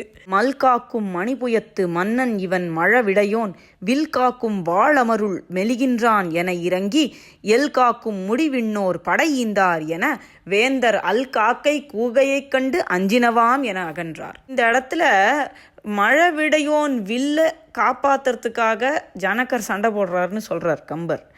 வில்ல காப்பாத்துறதுக்கு இல்லை சண்டை போடுறார், வில்ல இழுத்து வளையன்னு தான் சொல்றார் ஜனகர். இதுக்கு துப்பு இல்லாததுனால தான் எல்லா ராஜாக்களும் சண்டைக்கு வரா. கம்பர் ஈக்குவேட் பண்றார், அந்த சிவனோட வில்லும் சீதையும் ஒன்னான சீதையோடைய கௌரவத்தை காப்பாத்துறதுக்காக எல்லா இந்த மோசமான ராஜாக்களோடையும் எங்க ராஜா சண்டை போட்டார். சேனை குறைஞ்சுட்டே வர்றதுனால இவருடைய நன்னா சண்டை போட முடியாம தளர்ச்சி அடைஞ்சிடுவாரோன்னு பயந்துட்டு இன்னொரு படை கொடுத்து உதவினாலாம். அதாவது தேவர்கள்லாம் தங்களோட படையை அனுப்பி நீ சண்டை போடுப்பா அப்படின்னு சொன்னாலாம். பெரிய தேவர்களோட சேனை திருப்பி சண்டை போட ஆரம்பிச்ச உடனே அந்த மோசமான ராஜாக்கள்லாம் ராத்திரி நேரத்தில் காக்கை கூகையை பார்த்து பயந்து ஓடுற மாதிரி ஓடி போச்சான். அன்று முதல் இன்றளவும் ஆறும் இந்த சிலை அருகு சென்றும் இலர் போய் ஒழித்த தேர்வேந்தர் திரிந்தும் இலர் என்றும் இனி மனமும் இலை என்று இருந்தேம் இவன் ஏற்றின் நன்று மலர்குழல் சீதை நலம் பழுது ஆகாது என்றான். இன்னைக்கு அந்த ராஜாக்கள்லாம் பயந்து ஓடி திரும்பி போனாலோ அதுக்கப்புறம்லேருந்து யாருமே இந்த சிவனுடைய தனுசு பக்கத்தில் கூட போனதில்லை. இப்படி பயந்து ஓடின ராஜாக்களும் திரும்பியும் வரவும் இல்லை. அடா இப்படி இருக்கேன்னு நாங்கள் மனசு நம்ம பொண்ணுக்கு கல்யாணம் ஆகாதோ அப்படின்னு நாங்கள் மனசு வருத்தத்தில் இருந்தோம். சிவதனுஷை வளைச்ச ஸ்ரீராமன் நான் பூட்டினா நல்லது, அவருடைய அழகான சீதையோட நலம் பழுதாகாது, அவள் வாழ்க்கை நன்னா இருக்கும் அப்படின்னு சதானந்த முனிவர் சொல்றார். அடுத்த பாட்டே கொஞ்சம் அழகா இருக்கும். நினைந்த முனி பகர்ந்த எல்லாம் நெறி உண்ணி அறிவனும் தன் புனைந்த சடைமுடி துளக்கி போரேற்றின் முகம் பார்த்தான் வனைந்தனைய திருமேனி வள்ளலும் அம்மாதவத்தோன் நினைந்தையெல்லாம் நினைந்து அந்த நெடுஞ்சிலையை நோக்கினான். இந்த சதானந்த முனிவர் ஆலோசித்து சொன்ன எல்லா விஷயத்தையும் ஞானியான விஸ்வாமித்ர முனிவர் எல்லாத்தையும் கேட்டு நன்னா சிந்திச்சு என்னோட அழகான ஜடாமுடிய லேசா அசைச்சு போர் செய்ய வல்ல காளை மாதிரி இருக்கிற ஸ்ரீராமரோட முகத்தை பார்த்தார். சபையில வச்சு நேரா ஒரு ஆர்டர் போட்டு அதுக்கு டிராமாட்டிக்கா ராமர் பதில் சொல்லி அதெல்லாம் ஒண்ணுமே கிடையாது. ஒரு நல்ல குரு சிஷ்யனுடைய லட்சணம். அவர் மனசாலேயே கேட்கிறார், தலையை ஆட்டிட்டு ஸ்ரீராமரை பார்த்து என்ன குட்டா நீ எடுக்கிறியா அப்படின்னு. இந்த மகா பெரிய ரிஷி நினைக்கிறத இவரோட மனசுக்குள்ள அவர் நினைச்சாராம். கரெக்டாக புரிஞ்சுண்டு ஸ்ரீராமரும் இந்த பெரிய வில்ல பார்க்குறார். இப்போ ஸ்ரீராமர் எழுந்தார்னு சொல்லணும் கம்பருக்கு. எப்படி எழுந்தார்னு சொல்லலாம்? என்ன எழுந்தார்னு சொன்னால் அதில் எந்த விசேஷனமும் இல்லை. அப்படி எழுந்துக்கிறவரும் இல்லை ராமர். அவரோட குரு கண்ணை காட்டின உடனேயே புரிஞ்சுட்டார். வலிமையும் ஊக்கமும் முயற்சியும் உள்ள ஒரு பரமாத்ம சொரூபமான ஒரு இளம் அரசகுமரன் எப்படி எழுந்திருப்பார்? பொழிந்த நெய் ஆகுதி வாய்வழி பொங்கி எழுந்த கொழுங்கனல் என்ன எழுந்தான் அழிந்தது வில் என விண்ணவர் ஆர்த்தார் மொழிந்தனர் ஆசிகள் முப்பகை வென்றார். ராமர் எழுந்ததுக்கு ஓமை சொல்லணும்னா வேற எதுவுமே பொருத்தமா இருக்காது. டக்குன்னு எழுந்தார். ஆனால் அது பார்க்க மங்களகரமாகவும் இருந்தது. பார்க்கறவா மனசுல திருப்தியும் சந்தோஷமும் நம்பிக்கையும் பிறந்தது. அப்படின்னா இதுக்கு ஓமையா கம்பர் எதை சொல்றாருன்னா, ஒரு யஜ்ஞம் நடக்கிறது, எல்லாரும் நன்னா இருக்கணும்னு வேண்டின்னு ஒரு யாகம் பண்ணுறா. அந்த சமயத்தில் கடைசியில் பூர்ணாகுதின்னு சொல்லி நிறைய நெய்யை விட்டான்னு வச்சுக்கோங்க. திடீர்னு அந்த நெருப்பு எப்படி குப்புன்னு பொங்கி எழும். துளி கூட புகை தும்பு ஒன்றும் இல்லாமல் ஆகுதி இல்லை, நெருப்பு குப்புன்னு எழுந்தா எப்படி எழுந்திருக்குமோ டக்குன்னு அந்த மாதிரி ஸ்ரீராமர் எழுந்தார். இடத்துல வால்மீகி ராமாயணத்துல ஒரு சின்ன கட்டம். சீதைய பார்த்துட்டு போன ஆஞ்சநேய மூர்த்தி அசோகானத்தை அழிச்சு துவம்சம் பண்றாருன்னு ராட்சசிகள்லாம் போய் ராவணன் கிட்ட கம்ப்ளைண்ட் பண்ணுவா. அதை கேட்ட ராவணன் கோபம் கொண்டு பொங்கி எழுந்திருப்பான். ராட்சசீனாம் வஜ ஸ்ருத்வா ராவணோ ராட்சச ஈஸ்வர ஹூதாக்னி இவ ஜஜ்வால கோப சம்வர்த்தித ஈக்ஷண. ராட்சசிகள் சொல்றதையெல்லாம் கேட்ட அசுரர்களுடைய தலைவனான ராவணன் மயானத்துல மூட்டப்பட்ட நெருப்பு மாதிரி பக்குன்னு எழுந்திருந்தானா. எழுந்திருக்கிறதுங்கிறது ஒரு ஆக்ஷன் தான். அது அவளுடைய குணத்தையும் மனசு நிலைமையையும் பொறுத்தது அவ எப்படி எழுந்திருக்கிறாங்கிறது. பட் திவ்ய மங்களமான யஜ்ஞத்துல எழுந்துக்கிற ஆகுதி நெருப்பு மாதிரி ஸ்ரீராமர் எழுந்த உடனே இத்தனை நாளைக்கு பயந்துட்டே இருந்தாலே அந்த தேவர்கள்லாம். பரமேஸ்வரன் வில்ல வளைச்சிருக்கார், நம்மளெல்லாம் அடிக்கிற அந்த அக்ஷனுடைய யஜ்ஞத்தை போய் அட்டன் பண்ணோமே, இன்னி வரைக்கும் நடுங்கின்னு இருக்கா. கேவலம் இதுகளுடைய டைம் இன்னும் வரலன்னு பரமேஸ்வரன் விட்டுட்டு போயிட்டார். அதனால அந்த தனுசு அழிஞ்சதுன்னா அவளுக்கு சந்தோஷம். ரெண்டாவது, இந்த தனுசு அழியறதுனால அடுத்தது சீதையை கல்யாணம் பண்ணிப்பார், சீதாபகரணம் ஆகும். அதனால ராவணனை சம்ஹரிப்பார் ஸ்ரீராமருங்கிறது எல்லா தேவர்களுக்கும் எல்லா டபுள் சந்தோஷமாயிடுது. அவ்வளவுதான், அழிஞ்சுது வில்லு அப்படின்னு எல்லாரும் ஆரவாரம் பண்ணி சந்தோஷப்பட்டாலாம் தேவர்கள்லாம். எல்லா ரிஷி முனிவர்களும் நல்ல மங்களகரமான ஆசிகளை சொல்லி ஆசீர்வாதம் பண்ணிட்டு இருந்தாலாம், ஜெய ஜெயன்னு. ஸ்ரீராமர் ஏந்திருந்தார், நேரா போய் வில்ல தூக்கி உடைச்சிட்டாருன்னு சொல்லிட்டா அப்புறம் அது கம்பரே கிடையாது. ஃபுல் பிக்சர் நம்மளுக்கு தெரியணும், யார் யார் எப்படி இருந்தா. ஒரு 2-3 பாட்டு தான் வில்லு எடுக்கிறதுக்குள்ள, அதுக்குள்ள எல்லாரோட உணர்ச்சி பூர்வத்தையும் டக்குன்னு சொல்லிடுறார் கம்பர். ஒரு ஃபுல் போட்டோ எடுத்து காமிக்கிறார் நம்மளுக்கு. தூய தவங்கள் தொடங்கிய தொல்லோன் ஏயவன் வல்வில் இருப்பதன் முன்னம் சேழை மங்கையர் சிந்தை தொரு எய்யா 1000 வில்லை அனங்கன் இருத்தான். தூய்மையான புனிதமான தவங்களை மேற்கொண்டு அதனால உன்னதமான ஒரு மகா ரிஷியா உட்கார்ந்துருக்கிற விஸ்வாமித்ர முனிவர் மனசால ஏவின வேலைய ஸ்ரீராமர் புரிஞ்சுண்டு எழுந்து போய் அதை வில்ல உடைக்கிறதுக்கு ஜஸ்ட் முன்னாடி அங்க இருந்த அத்தனை அழகான இளம் வயது பெண்கள் அத்தனை பேர் மேலையும் காமன் மன்மதன் ஆயிரக்கணக்கான அம்பு எஞ்சதுனால அவனுடைய ஆயிரக்கணக்கான வில்கள் முறிஞ்சு போச்சான். ராமர் எழுந்து போய் ஒரு வில்ல முறிக்கிறதுக்கு முன்னாடி மன்மதன் ஆயிரக்கணக்கான வில்களை முறிச்சிட்டான் அப்படிங்கிறார். காணும் நெடுஞ்சிலை கால் வலிது என்பார், நானுடைய நங்கை நலம் கிளர் செங்கேள் பாணி இவன் படர் செங்கை படாதேல் வாணுதல் மங்கையும் வாழ்வியலள் என்பார். இருக்கிற லேடிஸ் எல்லாம் கவலைப்பட ஆரம்பிச்சுட்டா. அவளுடைய பொண்ணுக்கே கல்யாணம் மாதிரி பதைக்கிறா. அம்மாத்துல நம்மளுக்கு ஒரு பொண்ணு இருந்து அந்த பொண்ணுக்கு இந்த வில்ல முறிச்சாதான் கல்யாணம் பண்ணுவேன்னு சொல்லி, அப்போ அங்கே இருக்கிற லேடிஸ்க்கெல்லாம் எப்படி இருக்கும்? ஐயோ இப்படி சொல்லிட்டாலே, நம்ம குழந்தைக்கு கல்யாணம் ஆனுமே, இந்த வில்லு முறிக்க முடியுமா? இது பார்க்க கனமாக இருக்கே, இந்த குழந்தையால் முறிக்க முடியுமா? இவ்வளோ கல்யாண குணங்கள் உள்ள அழகான ராஜகுமாரனாக இருக்கானே, இவன் கிடைச்சா எவ்வளோ நன்னா இருக்கும், இவனை கல்யாணம் பண்ணிக்கலன்னா நம்ம குழந்தைக்கு வாழ்வே இல்லையே அப்படிங்கிற அளவுக்கு எல்லாரும் அவளுடைய சொந்தம் பொண்ணு மாதிரி சீதையை நினச்சி பேச ஆரம்பிக்கிறான். அவருக்கே இந்த பெரிய வில்லு, இந்த பழா போன வில்லுக்கு எவ்வளோ ஸ்ட்ராங்கான அடிப்பகுதி இருக்குது, இது எப்படி உடைப்பான் இவன்? நம்மளுடைய அழகான சீதையோட மென்மையான சிவந்த கையை இவனுடைய படர் செங்கை நீண்ட கைகள் பற்றாமல் போனால் ஒளியுள்ள நெற்றி படைத்த சீதையும் வாழ்விலள் என்பார். அவளுக்கு வாழ்க்கையே இல்லாமல் ஆயிடும் அப்படின்னு பேசிக்கிறார். சில பேரெல்லாம் கை குமிச்சு சுவாமியை வேண்டி காமிக்க, பகவானே ப்ளீஸ் ப்ளீஸ் குழந்தை நல்லபடியாக கல்யாணம் ஆகணுமே, இந்த ராமன் வில்லை எடுத்து முறிக்கணுமே அப்படின்னு வேண்டிக்க ஆரம்பிக்கிறார். கரங்கள் குவித்து இரு கண்கள் பனிப்ப இருங்களிறு இச்சிலை ஏற்றிலன் ஆயின் நரந்த நரைக்குழல் நங்கையும் நாமும் முருங்கு எரியில் புக முழுகுதும் என்பார். தன ராஜாக்கள் வந்துட்டா ஒருத்தராலையும் எடுத்து அசைக்க முடியாத வில்லா இருக்கே இது, எங்க குழந்தை சீதைக்கு கல்யாணம் ஆகுமா ஆகாதா?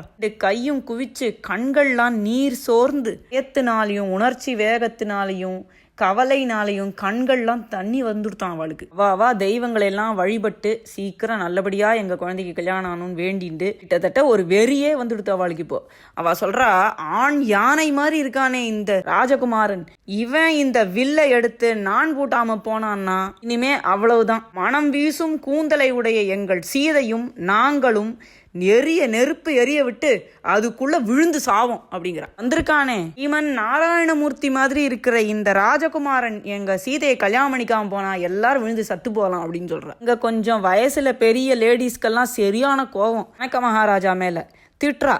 வள்ளல் மனத்தை மகிழ்ந்தனன் என்றால் கொள் என முன்பு கொடுப்பதையல்லால் வெள்ளம் அணைத்தவன் வில்லை எடுத்து இப்பிள்ளை முன் போட்டது பேதமை என்பார். வள்ளல் தான் நம்ம ராஜா மகாராஜா இருக்கானே ஜனக மகாராஜா, பெரிய ராஜா. கொஞ்சமாவது தம் பொண்ணுக்கு கல்யாணம் ஆகணும் அப்படிங்கிற ஆசை இருந்ததுன்னா, இந்த பிள்ளைய பார்த்தா இவ்வளோ நன்னா இருக்கானே அவனுக்கு கல்யாணம் பண்ணி கொடுக்கணுங்கிற ஒரு எண்ணம் இருந்ததுன்னா, இந்த கல்யாணத்தில் அவனுக்கு சம்மதம்னா கொள் என முன்பு கொடுப்பதை எல்லாம் டக்குன்னு என் பொண்ணை வச்சுக்கோப்பா கல்யாணம் பண்ணிக்கோன்னு சொல்லி கொடுக்காம எல்லாம் அனைத்தவன் வில்லாம்.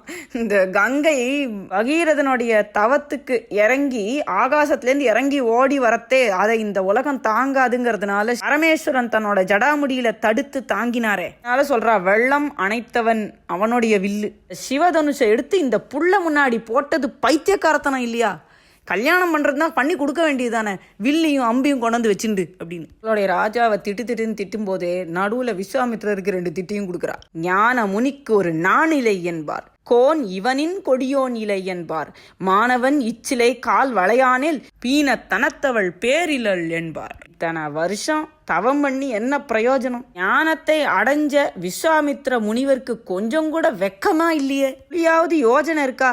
இந்த சின்ன குழந்தைய கூப்பிட்டு இந்த பெரிய வில்ல காமிச்சு எடுத்து நான் பூட்டுடான்னு சொல்றாரே, ஒரு நான் இல்லை என்பவருக்கு வெக்கம் இல்லையேன்னு திட்டுறா. ராஜா இருக்கான் பாரு, இவனை விட மோசமானவன் இந்த உலகத்துல யாருமே கிடையாது, இந்த ராஜாவை விட கொடிய ராஜா இருக்க முடியாதுன்னு சொல்றான். நல்ல ராஜகுமாரன் நல்ல ராஜகுமாரி ஆச்சான்னு கல்யாணம் பண்ணி வைக்காம அதை தூக்கு இதை தூக்குன்னு சொல்லிட்டு இருக்கான். இந்த மகாவீரனான ராஜகுமாரன் இந்த வில்ல எடுக்காம போனானா நம்ம சீதைக்கு வேற பேரே இல்லை அப்படின்னு சொல்றான். ஸ்ரீராமர் தான் எழுந்துட்டாரே, இந்த வில்லு கிட்ட போறதுக்குள்ள இத்தனை அமக்கலாம் எல்லாருக்கிட்டையும். அவர் இப்போ வில்ல நோக்கி போறார். எப்படி போனார்? தோகையர் இன்னன சொல்லிட நல்லோர் ஓகை விளம்பிட உம்பரு வப்ப மாக மடங்களும் மால்விடையும் பொன்னாகமும் நாகமும் நாண நடந்தான். இப்படியெல்லாம் அழகான பெண்கள் ஒருத்தருக்கொத்தர் பேசின்னு இருக்கும் போது, நல்லவர்கள் ரிஷிகள் எல்லாரும் வாழ்த்து சொல்லிண்டே இருக்கும் போது, வானுலகம் முழுசா தேவர்கள் கூடி மகிழ்ச்சி அடைஞ்சு சந்தோஷ ஆர்வாரம் பண்ணிண்டு கோலாகலமா இருக்கும் போது ஸ்ரீராமர் எழுந்து நடக்கிறத பார்த்து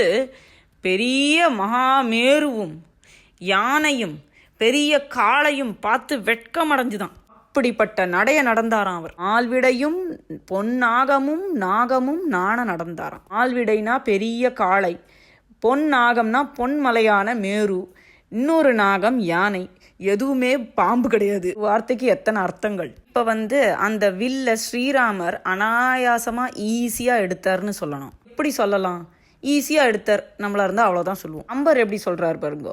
ஆடக மால்வரை அன்னது தன்னை தேட அரு மாமணி சீதை எனும் பொன் சூடக வாழ்வளை சூட்டிட நீட்டும் ஏடவிழ் மாலை இது என்ன எடுத்தான். பெரிய மேருமலை மாதிரி இருக்கக்கூடிய அந்த பெரிய வில்ல எங்க தேடினாலும் இப்படிப்பட்ட ஒரு மகா ரத்னம் கிடைக்காதுங்கிற சொல்ற மாதிரி இருக்கக்கூடிய சீதை, இந்த அருமையான சீதை கழுத்துல போடுறதுக்கு, கல்யாணம் பண்ணணும்னா மாலை போடணுமே, அப்போ ஒரு பூமாலையை எப்படி ஈஸியா எடுத்து கழுத்துல போடுவானோ அந்த மாதிரி அந்த வில்லை ஈஸியா ஒரு பூமாலையை தூக்குற மாதிரி தூக்கினானோ. ஸ்ரீராமர் சிவவில்ல கையால எடுத்தார்னாலே என்ன அர்த்தம்னா சீதைய கல்யாணம் பண்ணிக்க போறாருன்னு அர்த்தம். அப்படி கல்யாணம் பண்ணிக்கும் போது ஒரு பூமாலையை எடுத்து சீதை கழுத்துல எப்படி போடுவாரோ அந்த மாதிரி ஈஸியா அந்த சிவவில்ல எடுத்தாராம். அதாவது யாராலையுமே அசைக்கவே முடியாம இருந்த வில்லாச்சே, இவன் பூமாலை எடுக்கிற மாதிரி எடுக்கிறானேன்னு அப்படியே அந்த சபையில எல்லாம் ஷாக் ஆகி சைலண்ட் ஆயிட்டா. இந்த ஃபுல் ஜனக்கூட்டத்தில் எல்லாருக்கும் டென்ஷன்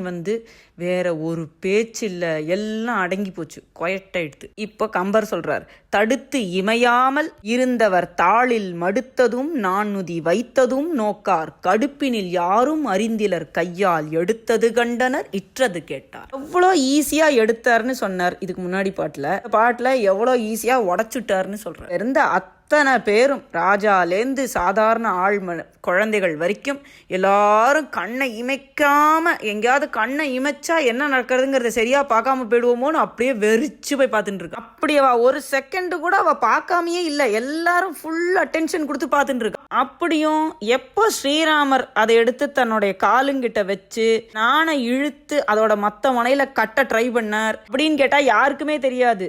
அந்த செயலோட வேகத்துல அந்த டக்குன்னு ஒரு ஃபிளாஷ், ஒரு சின்ன ஒரு ஃப்ராக்ஷன் ஆஃப் செகண்ட்ல எல்லாமே நடந்து முடிஞ்சு போச்சு. கடுப்பினில் யாரும் அறிந்திலர், அந்த வேகத்துல யாருக்கும் தெரியாது என்ன நடந்ததுன்னு. கையால எடுத்தது பார்த்தா உடஞ்ச சத்தத்தை கேட்டா, எல்லாம் குவிக்கா நடந்து முடிஞ்சு போச்சு. இல்ல லைட் டிராவல்ஸ் ஃபாஸ்டர் தேன் சவுண்டுன்னு முதல்ல கண்ணால பார்க்கறது, அதுக்கு அடுத்தது காதால கேட்கறது. என்ன நடந்துன்னு எல்லாரும் குழப்பத்தில் இருந்திருப்பா. இப்போ ஒரு பெரிய படார்னு ஒரு பயங்கர சத்தத்தோட அந்த வில்லு முறிஞ்சுது. விட த்ரில்லிங்கான ஒரு சீனை நான் என் லைஃப்ல பார்த்ததில்லை. ஏதோ சினிமாலாம் போய் பார்க்குறோம். நம்மளுடைய கம்பராமாயணத்திலே எப்படியெல்லாம் எழுதியிருக்காரு. சிவதனுசு எப்படிப்பட்ட வில்லு, அதை எத்தனை பேர் தூக்கின்னு வந்தா, அதை பார்க்க எப்படி இருக்கு அப்படின்னு எல்லாம் விவரிச்சுட்டே வந்த போதே நம்மளுக்கு தெரியும் அது எவ்வளவு பிரம்மாண்ட வில்லு.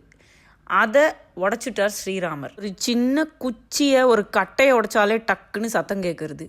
இவ்வளோ பெரிய பிரம்மாண்ட வில்ல உடைச்சா எவ்வளவு பெரிய சத்தம் கேட்கும். அதை பற்றி சொல்கிறார் இப்போ கம்பர்.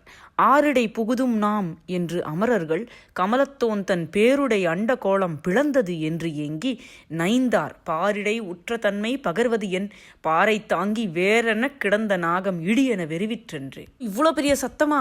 பெரிய ஆபத்து வரப்போறது, நம்மளுக்கு யாருக்கு அடைக்கலம் தருவா, இப்போ யார்கிட்ட போய் சரண் புகலான்னு தவிக்கிறாளாம் தேவர்கள். நான்முகன் நம்ம படைச்ச அண்ட சராச்சரம் எல்லாம் பொழந்துடுத்து போல இருக்கு அப்படின்னு நினைச்சு வெறுவி பார்த்தாராம். இப்படி தேவர்களும் பிரம்மாவுமே நடுங்கிறானா உலகத்தை பத்தி சொல்லணுமா அப்படின்னு கேட்கிறார். பூமியை தாங்கிண்டு வேறு மாதிரி கடந்த ஆதிசேஷன்கிற பாம்பு ஐயோ இடி வருது போல இருக்கு அப்படின்னு டக்குன்னு மிரண்டுதான். எல்லாம் ஒரு செகண்ட் தான், உடனே எல்லாரும் சமாளிச்சுட்டா. பூமழை சொரிந்தார் விண்ணோர் பொன்மழை பொழிந்த மேகம் பாமமார் கடல்கள் எல்லாம் பல்மணி தூவி ஆர்த்த கோமுனி கணங்கள் எல்லாம் கூறின ஆசி கொற்ற நாமவேல் சனகர்க்கு இன்று நல்வினை பயந்ததென்னா. தேவர்கள்லாம் பூமாரி பொழிஞ்சா, மழை மேகங்கள் பொன்மாரி பொழிஞ்சுதான், கடல்கள் எல்லாம் அதுக்குள்ள இருக்கிற நவரத்ன மணிகள்லாம் இருக்குமே, பவளம், இந்த மாதிரி பலவிதமான மணிகளை தூவி ஆர்த்துதான் ஆரவாரம் செஞ்சு தங்களுடைய சந்தோஷத்தை காமிச்சுது. இந்த முனிவர்களுடைய கூட்டமெல்லாம் சேர்ந்து ஜெய ஜெய ஜெய ஜெயன்னு ஆசி கூறினா.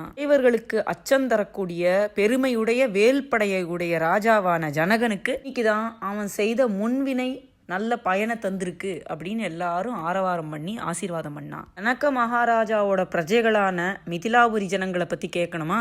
டக்குன்னு நம்ம வீட்டில் ஒரு கல்யாணம் வந்தால் நம்மளுக்கு எவ்வளோ சந்தோஷம் வருது. நம்மளுக்கு ரொம்ப பிடிச்ச ராஜாவோட பொண்ணு ஸ்ரீ ரத்னமாக இருக்கிற சீதையோட கல்யாணம், அதுவும் பரமாத்ம ஸ்வரூபமா இருக்கிற ஸ்ரீராமரும் சீதையும் கல்யாணம் பண்ணிக்க போறா.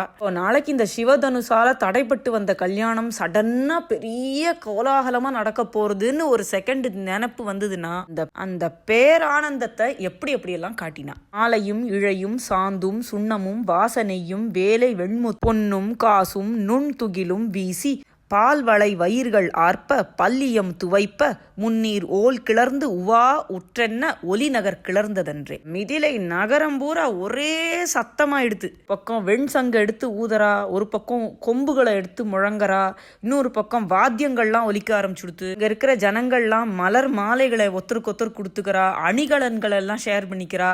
இந்தா நீ இது போட்டுக்கோ கல்யாணம் வருதுன்னு. சந்தன குழம்பும் நறுமணப் பொடியும் மணமுள்ள தைல வகைகளையும் கடலின் வெண்முத்துகளையும் பொன்னையும் ரத்னங்களையும் மெல்லிய ஆடைகள்னா சில்க்குன்னு நினைக்கிறேன், ஒருத்தருக்கு கிஃப்டாக கொடுத்துட்டு இருக்க கட்டி பிடிச்சிட்டு சந்தோஷப்பட்டு எல்லாரும் ஆரவாரிக்கிறா. ஈய காத்தும் மழையும் இருக்கிற சீசன்ல கடல் எப்படி ஆரவாரம் பண்ணுமோ அந்த மாதிரி கிளர்ச்சியா ஒளி கிளம்பித்தான் அந்த ஊர்ல. அல்லியல் மகர வீணை தேனுக நகையும் தோடும் வில் இட வாழும் வீச வேல் கிடந்தனைய நாட்டத்து எல் இயல் மதிய மன்ன முகத்தியர் எழிலி தோன்ற சொல்லிய பருவம் நோக்கும் தோகையின் ஆடினாரே. மிதிலாபுரியில இருந்த அழகான பெண்கள்லாம் எழுந்திருந்து டான்ஸ் ஆட ஆரம்பிச்சிட்டா.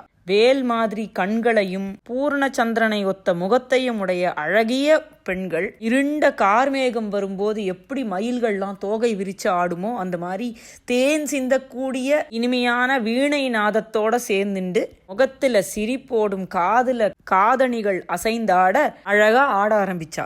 உன் நரவு அருந்தினாரின் சிவந்து ஒளிர் கருங்கண் மாதர் புன் உரு புலவி நீங்க கொழுநரை புல்லிக் கொண்டார்.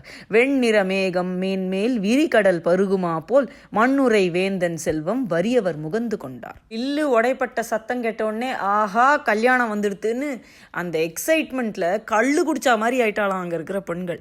நாளி ஹஸ்பண்டோட சண்டை போட்டவா கூட இது நடந்தது மறந்து போய் தங்களோட கணவரை போய் தழுவிண்டாலாம். பெரிய கடல்லேருந்து தண்ணியை உறிஞ்சி குடிக்கிற மேகம் மாதிரி செல்வங்களை உடைய ஜனக மகாராஜோட செல்வங்களை எல்லாம் பணம் குறைந்தவர்கள் தாராளமா எடுத்துட்டு சந்தோஷமா போனாலாம். வயிரியர் மதுர கீதம் மங்கையர் அமுத கீதம் செய்யிரியர் மகரையாழின் தேம்பிழி தெய்வ கீதம் பயிர்கிளை வேயின் கீதம் என்றிவை பருகி விண்ணோர் உயிருடை உடம்பும் எல்லாம் ஓவியம் ஒப்ப நின்றார். இதிலேல இருந்த பாட்டு பாடுற கூத்தர்களோட இனிமையான பாட்டுகள், அழகான பெண்கள் சந்தோஷமா பாடின அமுதமான கீதங்கள், பாணர்கள் யாழ மீட்டி உண்டாக்குற தேன் பிழிஞ்சா மாதிரியான ஒரு கீதம், பக்தர்கள் பாடக்கூடிய தெய்வத்தன்மையுள்ள பாடல்கள், ஒவ்வொருத்தர் வாசிக்கிற புல்லாங்குழல்லேருந்து கிளம்பக்கூடிய இனிமையான கீதம், இப்படி பல்வேறு மங்களகரமான இனிமையான கீத சத்தங்களை எல்லாம் கேட்டுண்டு தேவர்கள் தேவலோகத்துல தான் எப்ப பார்த்தாலும் ஆட்டமும் பாட்டமுமா இருக்கும்னு சொல்லுவா.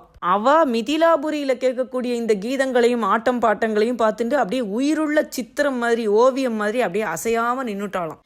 ஐயன் வில் இருத்த ஆற்றல் காணிய அமரர் நாட்டு தையலார் இழிந்து பாரின் மகளிரை தழுவிக்கொண்டார். செய்கையின் வடிவின் ஆடல் பாடல் தெளிதல் தேற்றார்.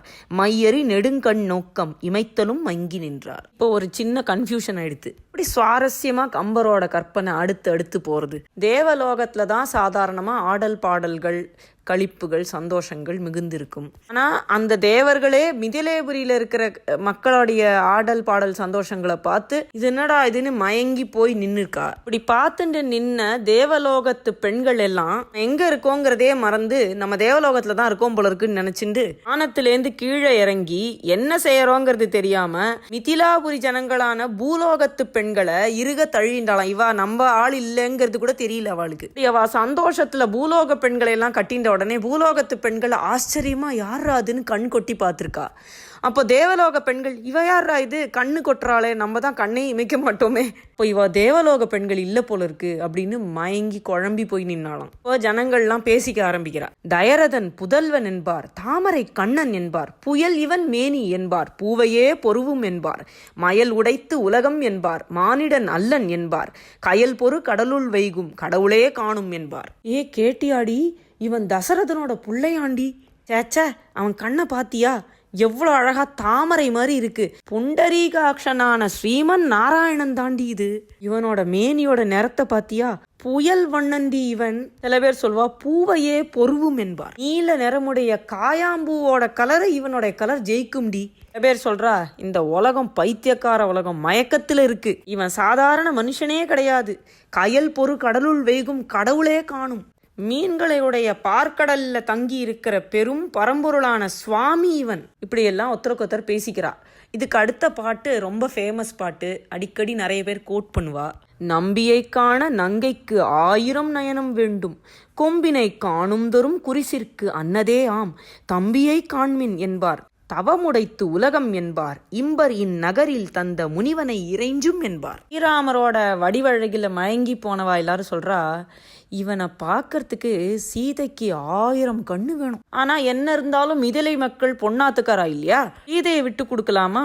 கொம்பினை காணுந்தரும் குறிசிற்கும் அன்னதேயாம். ஸ்ரீராமர் ஒரு தடவையும் சீதையை பார்க்கணும்னா அவருக்கு 1000 கண்ணு வேணும்டி. சில பேர் இருக்காளே, லக்ஷ்மணனை பார்த்து மயங்கி போயிட்டா, அண்ணாவை விடுங்கோடி, தம்பிய பாருங்கோடி, என்னமா இருக்கான். பட்ட அழகான ராஜகுமாரர்கள் எல்லாம் பெற்றதுனால இந்த உலகமே அழகாயிடுத்து, தவம் பண்ணினதா எடுத்து. வில்லை எடுன்னு விஸ்வாமித்ரர் சொன்ன உடனே அவருக்கு என்னென்ன திட்டு கிடைச்சிது.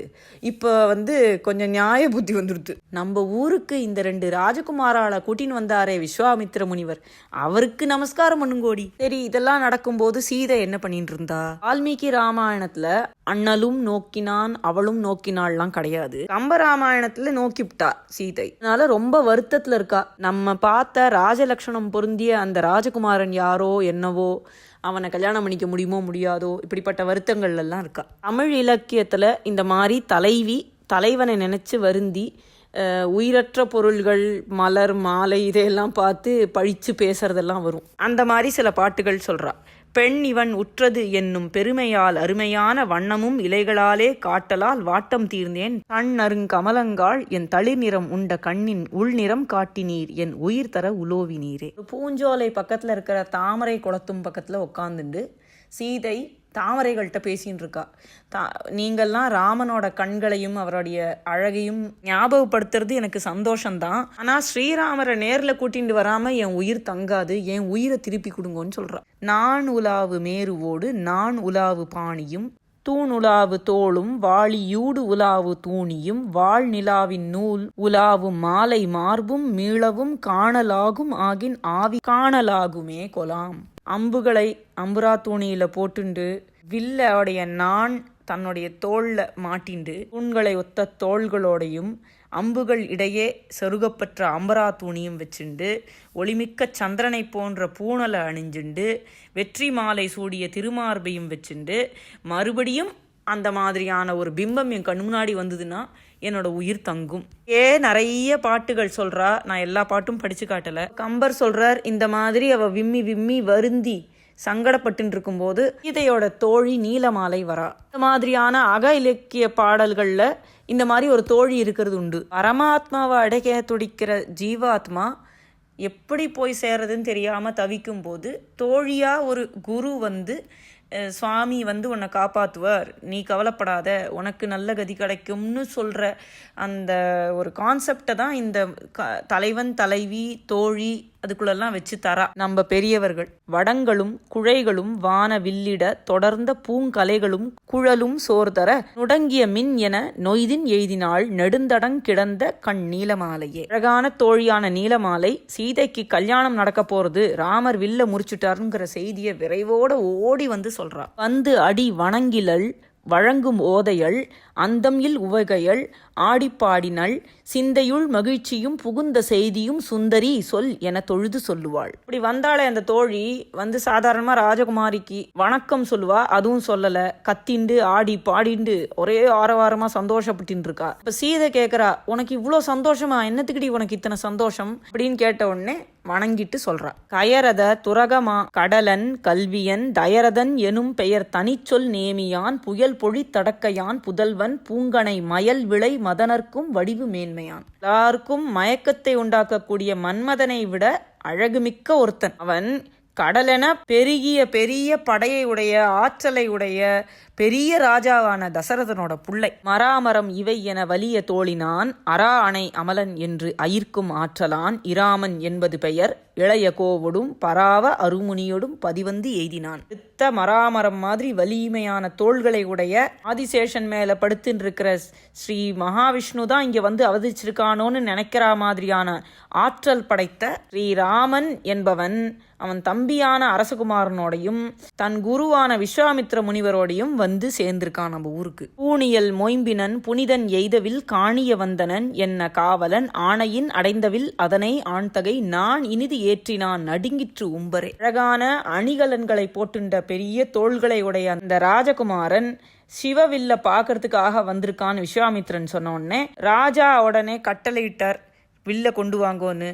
அந்த வில்லை எடுத்துன்னு வந்து ஈஸியாக நாணம் எழுத்திட்டான். உலகமே நடுங்கித்து. இப்படி ஒரு சத்தம் வந்தது. அப்போ ஆத்திரை அளவில் தாழ் மடுத்து முன்பையில் சூத்திரம் இது என தோளின் வழங்கினான் ஏத்தினர் இமையவர் இழிந்த பூமழை ஏத்தவை நடுக்குற முறிந்து விழுந்தது. ஒரு நொடி பொழுதுல தன்னோட காலில் அந்த வில்லம் மிதிச்சு நாணயத்ததுக்காக முன்னாடியே ஏதோ ரொம்ப பழகினவன் மாதிரி ரொம்ப சிரமப்பட்டெல்லாம் பண்ணல, ஏற்கனவே இது மாதிரி நிறைய தடவை பண்ணின மாதிரி பண்ணினான். அப்படி பண்ணும்போது எல்லாரும் நடுநடுங்கிற மாதிரி அந்த வில்லு முறிஞ்சு விழுந்தது. பெரிய தேவாதி தேவர்கள்லாம் வந்து பூமழை பொழிஞ்சா. இன்றைக்கு இன்னமும் டவுட்டா இருந்தது, யாரோ வந்து வில்ல உடைச்சிருக்கானா, அது யாரா இருக்கும்னு கவலைப்பட்டு இருந்தாலே ஒரு செகண்ட். கோ முனியுடன் வரு கொண்டல் என்ற பின் தாமரை கண்ணினான் என்ற தன்மையால் ஆம் அவனே கொல் என்று ஐயம் நீங்கினாள். வாம மேகலையினுள் வளர்ந்தது அல்குலே. பெரிய ரிஷியோட வந்திருக்கான், கருத்த மேகம் போன்ற கலரை உடையவன் அப்படின்லாம் தோழி சொல்லிகிட்டே வந்தா. தாமரை கண்ணனா இருக்கான், திருமால மாதிரி ஆற்றல் உடையவனா இருக்கான் அப்படின்லாம் சொல்லிட்டு வந்ததுனால ஓஹோ இவன் அவனாதான் இருப்பான் போல இருக்கு. நம்ம பார்த்த புண்டரீகாட்சன் தான் போல இருக்கு இந்த ராஜகுமாரன். அவன் தான் வில்ல முறிச்சிருக்கான். அவன் நினைச்சாலோ இல்லையோ அவளோட இடுப்புல இருந்த ஒட்டியானம் அருந்து போற மாதிரி டக்குன்னு அவளோட இடை பெருத்துதான். அவ்வளோ சந்தோஷமாயிட்டாளாம். இல்லையே நுசுப்பு என்பார் உண்டு உண்டு என்னவும் மெல்லியல் முலைகளும் விம்ம விம்முவாள் சொல்லிய குறியின் அத்தோன்றலே அவன் அல்லனேல் இறப்பென் என்று அகத்துள் உண்ணினாள். இடுப்பே கிடையாதே அப்படின்னு எல்லாரும் சொல்லுவாளே, அவள்கிட்டெல்லாம் இடை இருக்கு அப்படின்னு சொல்ற மாதிரி திடீர்னு இடுப்பு வந்துடுத்தான் அவளுக்கு. மனசெல்லாம் சந்தோஷப்பட்டு நெஞ்செல்லாம் விம்மி போய் இவ சொல்ற அடையாளம் அந்த பையனாவே தான் இருக்கணும், அப்படி இல்லைன்னா நான் செத்தே போயிடுவேன் அப்படிங்கிறான். ஆசையுற்று அயர்பவள் அன்னள் ஆயினள் பாசடை கமலத்தோன் படைத்த வில் இரும் ஓசையின் பெரியது ஓர் உவகை எய்தி அக்கோசிகர்க்கு ஒரு மொழி சரங்கன் கூறுவான். இப்படி சீதை தளர்ச்சி அடைஞ்சு அந்த ராஜகுமாரனை கல்யாணம் பண்ணிக்க முடியுமான்னு கவலையில் இருக்கும்போது ஜனக மகாராஜன் ஒரு விஷயம் சொல்றான். விஸ்வாமித்ர முனிவர்கிட்ட என்ன சொன்னான்? உரை செய் எம் பெருமை உன் புதல்வன் வேள்விதான் விரைவின் இன்று ஒரு பகல் முடித்தல் வேட்கையோ முரசெறிந்து அதிர்கழல் முழங்கு தானை அவ்வரசையும் இவ்வழி அழைத்தல் வேட்கையோ. சொல்லுங்கோ விஸ்வாமித்ர முனிவரே, என்ன பண்ணலாம்? நீங்க கூட்டின்னு வந்த உங்க ராஜகுமாரனை இன்னிக்கே எங்க சீதைக்கு கல்யாணம் பண்ணி வச்சுடுவேளா? நான் முரசறிந்து தசரத சக்கரவர்த்தியை இன்வைட் பண்ணி எல்லாருக்கும் சொல்லி கல்யாணம் பண்றது உங்களுக்கு விருப்பமா? என்ன செய்யலாம்? மல்வலான் அவ்வுரை பகர மாதவன் ஒல்லையில் அவனும் வந்துறுதல் நன்று என எல்லையில் உவகையான் இயந்தவாறு எல்லாம் சொல்லுக என்று ஓலையும் தூதும் போக்கினான். ஜனக மகாராஜன் கேட்ட உடனே பெரிய ரிஷியான விஸ்வாமித்ர முனிவர் சீக்கிரமே தசரத மகாராஜனுக்கு தூது அனுப்பு, அவனும் வந்தாதான் நல்லது, அதுதான் எல்லாருக்கும் சந்தோஷமா இருக்கும்னு சொன்னார். ஏன்னா அவருக்கு தெரியும் தசரத மகாராஜன் வந்து ஸ்ரீராமர் மேல விடாத பிரியம், மகா பாசம், அவர் இல்லாம இந்த கல்யாணம் பண்ணக்கூடாது அப்படின்னு விஸ்வாமித்ரர் சொல்றார். அளவிட முடியாத சந்தோஷத்துல இருந்த ஜனக மகாராஜன் இப்படி நடந்ததையெல்லாம் சொல்லுங்கன்னு சொல்லி தூது அனுப்பினான். தூதர்கள் போய் சொன்ன உடனே மகா சந்தோஷப்பட்டு தசரத சக்கரவர்த்தி தன்னுடைய மனைவிகளோடையும் பரிவாரத்தோடையும் தன் ஊர்லேருந்து கிளம்பி எப்படியெல்லாம் எல்லா படை வீரர்களும் பொதுஜனங்களும் எல்லாரும் எப்படி வந்தா எப்படி சந்தோஷப்பட்டா அப்படிங்கிறதெல்லாம் அடுத்தடுத்த படலங்களில் சொல்றார். வந்து சேர்ந்த உடனே ஜனக மகாராஜன் எப்படி எதிர்கொண்டு அழைச்சார், உடனடியாக எப்படி ஸ்ரீராமர் போய் அப்பாவுக்கு நமஸ்காரம் பண்ணினார், எப்படி தனக்கு நமஸ்காரம் பண்ண வந்த பரதனை இறுக்கி கட்டிண்டார், எல்லாம் அழகான காட்சிகளோட இந்த காண்டம் பூரா. இந்த நெகட்டிவ் ஃபீலிங்கும் இல்லாமல் யாரும் யாரையும் எரிச்சல் படுத்தாமல் அந்த மாதிரியான ஒரு சிச்சுவேஷனை நம்மளால நினைச்சே பார்க்க முடியாது. இந்த பாலிடிக்ஸும் இல்லாமல் ஒரு சந்தோஷத்தோட எல்லையில் இருக்கா தசரத மகா சக்கரவர்த்தியோடைய குடும்பமும் அவளுடைய ஜனங்களும் ஜனக மகாராஜாவோட பரிவாரங்களும் மிதிலை ஜனங்களும் அப்படி எல்லாரும் ஒண்ணுக்கு கூடி சந்தோஷமா ஒரு கல்யாணம் நடத்துறா. கல்யாணம்னா அப்படித்தானே இருக்கணும், எல்லாருக்கும் சந்தோஷமா இருக்கணும். நம்ம எல்லாம் கல்யாணத்துக்கு போனா அவ என்ன நகை போட்டுன்னு இருக்கா, யார் என்ன புடவை கட்டின்னு இருக்கா, போன வாட்டி போட்டுன்றதே போட்டுன்னு வந்திருக்கா. இப்ப இருக்கிற கல்யாணங்கள்லாம் ஒரு கல்யாணமா அப்படின்னு தோணுறது எனக்கு. தசரத சக்கரவர்த்தி வந்த உடனே தன் பரிவாரங்களை கொண்டு போய் அவளுக்கு இருக்கிற இடத்துல கொண்டு போய் சேருன்னு ஸ்ரீராமர் கிட்ட ஆர்டர் போடுவார். ஸ்ரீராமர் கூட்டின்னு போவார், தேர்ல போவார். அப்ப பார்த்த ஜனங்கள்லாம் எப்படி எப்படி ரியாக்ட் பண்ணினா, எப்படி பெண்கள்லாம் அப்படியே மயங்கி போனா. ராமர் கல்யாணத்துக்கு முன்னாடி நகர உலா வரார். அப்போ மானினம் வருவ போன்றும் மயிலினம் திரிவ போன்றும் மீனினம் மிளிர வானில் மின்னினம் விளைவ போன்றும் தேனினம் சிலம்பி ஆர்ப்ப சிலம்பு என புலம்ப எங்கும் பூனனை கூந்தல் மாதர் பொம்மென புகுந்து மொய்த்தார். மயில் திரியரா மாதிரியும் மான்கள் கூட்டம் கூட்டமா வரா மாதிரியும் ரோட்ல அழகான தேனை உடைய புட்களை உடைய ஃப்ரெஷ் பூவெல்லாம் வச்சுட்டு இருக்காளாம் தலையில. அந்த மாதிரியான பெண்கள்லாம் வந்து மொக்கராளாம். பிரிந்து வீழ் கூந்தல் பாரார் மேகலை அற்ற நோக்கார் சரிந்த பூந்துகில்கள் தாங்கார் இடை தடுமாறத் தாழார் நெருங்கினர் நெருங்கி புக்கு நீங்குமின் என்று அருங்கல அணைய மாதர் தேன் நுகர் அழியின் மொய்த்தார். பொண்கள்லாம் ஒத்தருக்கொத்தர் முண்டி அடிச்சுட்டு நானு நீங்கு வழிவிடு அப்படின்னு சொல்லி பிடிச்சி தள்ளிட்டு வந்து ஸ்ரீராமரை பாக்குறாளாம். இடையில போட்டு இருந்த ஒட்டியானத்தை காணோம், எங்க விழுந்ததோ தெரியல, பக்கத்து தெருவுல விழுந்துருத்து. அல முடியானா போட்டு இருந்த அழகான கொண்டையிலேருந்து வெளியில விரிஞ்சு நாலா பக்கமும் விழுறது. மேல போட்டு இருக்க புடவையெல்லாம் அவுந்து தொங்குறது இன்னொரு பக்கம். நல்ல ஒரு பூல நிறைய தேன் இருந்ததுன்னா வண்டுகள்லாம் வந்து மொக்குமே, அது மாதிரி வந்து மொக்கராளாம் போட்டு ஸ்ரீராமரை. ஆதல்ங்கிற ஒரு பொருளையே நாங்க கண்ணால பாக்கிறோம் அப்படிங்கிற. நான் பிறந்ததோடைய பயனை இன்னைக்குதான் அடைஞ்சோம். பெண்ணினால் காதல் என்னும் பொருளையே காண்கின்றோம், இப்பெண்ணின் நீர்மையினால் எய்தும் பயன் என்று பெரிதும் என்பார். இன்னொருத்தி மற்றொன்றும் காண்கிலாதாள் தமியனோ வள்ளல் என்றாளாம். ஒண்ணுமே தெரியல, இவன் ஒருத்தன் தான் இருக்கானா உலகத்துல, தனியாவா வரான் வள்ளல் அப்படின்னு எல்லாம் புலம்பி பேசுறா. ஒருத்தி ஏய் யாரும் ஸ்ரீராமரை பார்க்காதீங்க, நான் தான் பார்ப்பேன்னு மற்ற பார்க்குறவாளையெல்லாம் நெருப்பிழற மாதிரி நோக்குறாளாம். வரிசையில் ஒரு பாட்டு உண்டு, ரொம்ப ப்ரொஃபவுண்ட் மீனிங் இருக்கிறதா நான் நினைப்பேன். பெண்கள் எல்லாரும் வந்து ஒரு கோபிகா ஸ்திரீகள் எப்படி கிருஷ்ணரை சுற்றி எல்லாரும் வந்து அவருடைய இதில் மயங்கி போய் நின்னா அப்படின்னு சொல்லுவாளே, அது மாதிரி தான் இந்த பெண்கள் எல்லாரும் மிதிலை நகரத்து பெண்கள் ஸ்ரீராமரை சுற்றி வந்து நிற்கிறா. எல்லாரும் சொல்லுவா ரிஷிகள் தான் ஸ்ரீகிருஷ்ணனோட லீலையை அனுபவித்து அவனோட சந்தோஷமாக பேரானந்தத்தை அனுபவிக்கிறதுக்காக கோபிகள் எல்லாம் பிறந்தா அப்படின்னு. இந்த எல்லா பாட்டுக்கு இடையிலையும் ஒரு சின்ன ஒரு ஆத்மானுபவம் ஒளிஞ்சிருக்குங்கிறதான் என்னுடைய அபிப்பிராயம். இந்த ஒரு பாட்டை வந்து ரொம்ப விளையாட்டா தேவன் ஒரு கதையில எழுதியிருப்பார், கோமதியின் காதலன் அப்படின்னு ஒரு நாவலோட கடைசியில் எழுதியிருப்பார். அது ரொம்ப நல்லா இருக்கும், எனக்கு அது அப்பலேருந்தே ரொம்ப பிடிக்கும் அந்த பாட்டு.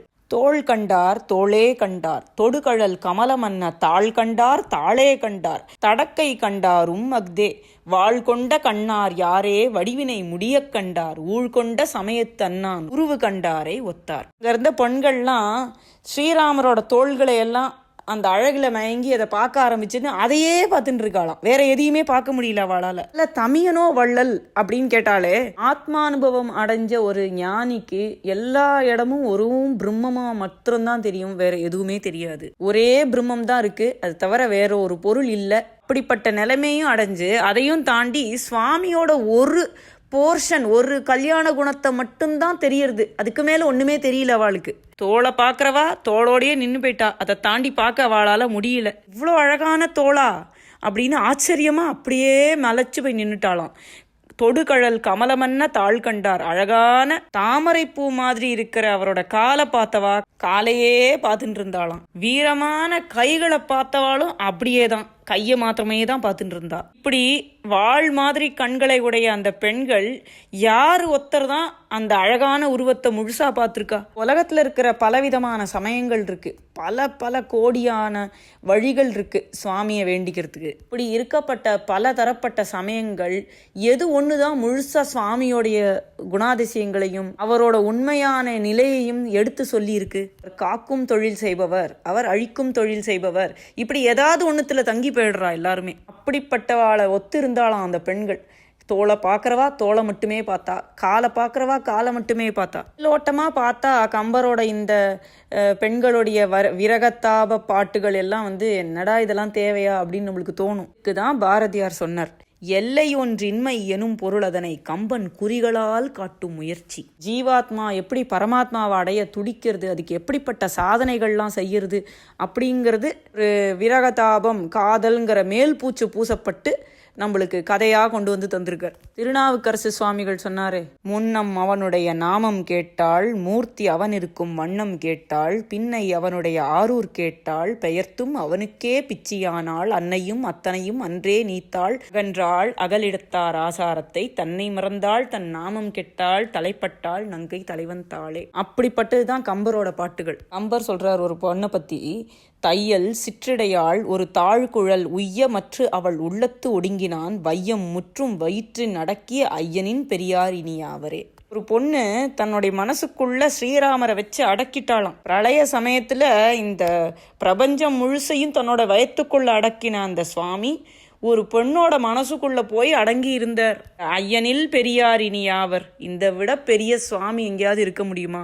யோகி ஹிருத் தியான கம்யம். அவன் ஒருவனையே நினைத்து தவம் செய்யக்கூடிய யோகிகளின் மனசுக்குள்ள வரக்கூடியவர். இப்படி கடிமணப்படலம் வரைக்கும் போய் கல்யாணத்தை சந்தோஷமா நடத்தி வைக்கிறார் கம்பர். எப்படியெல்லாம் அலங்காரம் பண்ணிண்டா, எந்தெந்த உறுப்புகள்ல எந்த மாதிரியான அணிகலன்களை போட்டுண்டு ஜொலிச்சா ஸ்ரீராமரும் சீதையும் அப்படிங்கறதெல்லாம் வர்ணிச்சுனே வந்து, கோமகன் முன் சனகன் குளிர் நல்நீர் பூமகளும் பொருளும் என நீ என் மாமகள் தன்னொடும் மன்னிதி என்னா தாமரை அன்ன தடக்கையின் ஈந்தான். கனக மகாராஜா இப்படியாக ஸ்ரீராமருக்கு சீதையை தாரை வார்த்து கொடுத்தார். பெய்ய கனல் தலை வீரனும் அந்நாள் மையரு மந்திரம் மும்மை வழங்கா நெய்யமை ஆவுதி யாவையும் நேர்ந்தான் தையல் தளிர்கடை தடக்கை பிடித்தான். ஸ்ரீராமர் சீதா மாதாவுடைய தளிர்கைய தன்னுடைய வீரமான கையால பிடிச்சார். ஒரு உத்தமமான பங்குனி உத்திர நாள் அன்னைக்கு ஸ்ரீராமச்சந்திரமூர்த்திக்கும் சீதைக்கும் நல்லபடியாக கல்யாணம் நடந்தது. இந்த பாணிகிரகண பாட்டு வால்மீகி ராமாயணத்துல வருது, நம்மளுக்கு தெரியும். இயம் சீதா மமசுதா சகதர்மச்சரி தவ பிரதீச்ச சயனம் பத்ரம் தே பாணிம் கிருணீஸ்வ பாணினா. அப்படியே லக்ஷ்மணன் ஊர்மிளையையும் பரதன் மாண்டவியையும் சத்ருக்னன் ஸ்ருதகீர்த்தியையும் கல்யாணம் பண்ணிக்கிறார். பங்குனி உத்திரம் ஆன பகற்போது அங்க இருக்கினில் 1000 நாம சிங்கம் மணத்தொழில் செய்த திறத்தால் மங்கள அங்கி வசிட்டன் வகுத்தான். வள்ளல் தனக்கு இளையோர்கள் தமக்கும் எள்ளலில் கொற்றவன் எம்பி அளித்த அள்ளல் மலர்த்திரு அன்னவர் தம்மை கொள்ளும் என தமரோடும் குறித்தான். இப்படியாக ராஜாவான ஸ்ரீராமருக்கு பிரமாதமான கல்யாணம் நடந்தது. அரியணை அனுமன் தாங்க, அங்கதன் உடைவாள் ஏந்த, பரதன் வெண்குடை கவிக்க, இருவரும் கவரி வீச, விரைசெறி குழலி ஓங்க, வெண்ணையூர் சடையன் தங்கள் மரபுளோர் கொடுக்க வாங்கி வசிட்டனே புனைந்தான் மௌலி. ஐயனும் அவரை நீக்கி அருள் செறி துணைவரோடும் வையகம் முழுதும் செங்கோல் மனுநெறி முறையில் செல்ல, செய்யமா மகளும் மற்ற செகதள மகளும் சற்றும் நையுமாறு இன்றிக் காத்தான் நானில பொறைகள் தீர்த்தே. கும்பரோடும் இம்பர்காரும் உலகம் ஓர் 7 எம்பெருமான் என்று ஏத்தி இறைஞ்சி நின்று ஏவல் செய்ய, தம்பியரோடும் தானும் தருமமும் தரணி காத்தான் அம்பரத்து அனந்தர் நீங்கி அயோத்தியில் வந்த வள்ளல். ஸ்ரீராமர் கதை சொன்னா பட்டாபிஷேகத்தோட முடிக்கிறது ஒரு சம்பிரதாயம். 1-2 பட்டாபிஷேக பாட்டுகள் சொன்னேன். இராவணன் தன்னை வீட்டி இராமனாய் வந்து தோன்றி தராதலம் முழுதும் காத்து தம்பியும் தானுமாக பராபரம் ஆகி நின்ற பண்பினை பகருவார்கள் நராபதி பின்னும் நமனையும் வெல்லுவாரே அப்படின்னு கம்பர் நம்மளை எல்லாம் ஆசீர்வாதம் பண்றார். கொடுமை செய் அரக்கனாயிருந்த ராவணனை அடக்கி ஸ்ரீராமர் உலகத்துல வந்து பிறந்து தம்பியும் தானுமாக பராபரமே இங்க வந்து இந்த உலகத்தை எல்லாம் ஆண்ட ராஜாவான கதையை கேட்கிறவா சந்தோஷமா ஒரு ராஜா மாறி வாழ்ந்து யமனையும் வெல்லுவார்கள் அப்படின்னு கம்பர் ஆசீர்வாதம் பண்றார். வாழிய சீர் ராமன், வாழிய சீதை கோமான், வாழிய கௌசலேசை மணிவயிறு உதித்த வள்ளல், வாழிய வாலி மார்பும் மராமரம் 7 சாய, வாழிய கணை ஒன்று ஏவும் தசரதன் மதலை வாழி. जानकी कांत स्मरणं जय जय राम राम. राम भक्त आंजनेय मूर्ति की जय.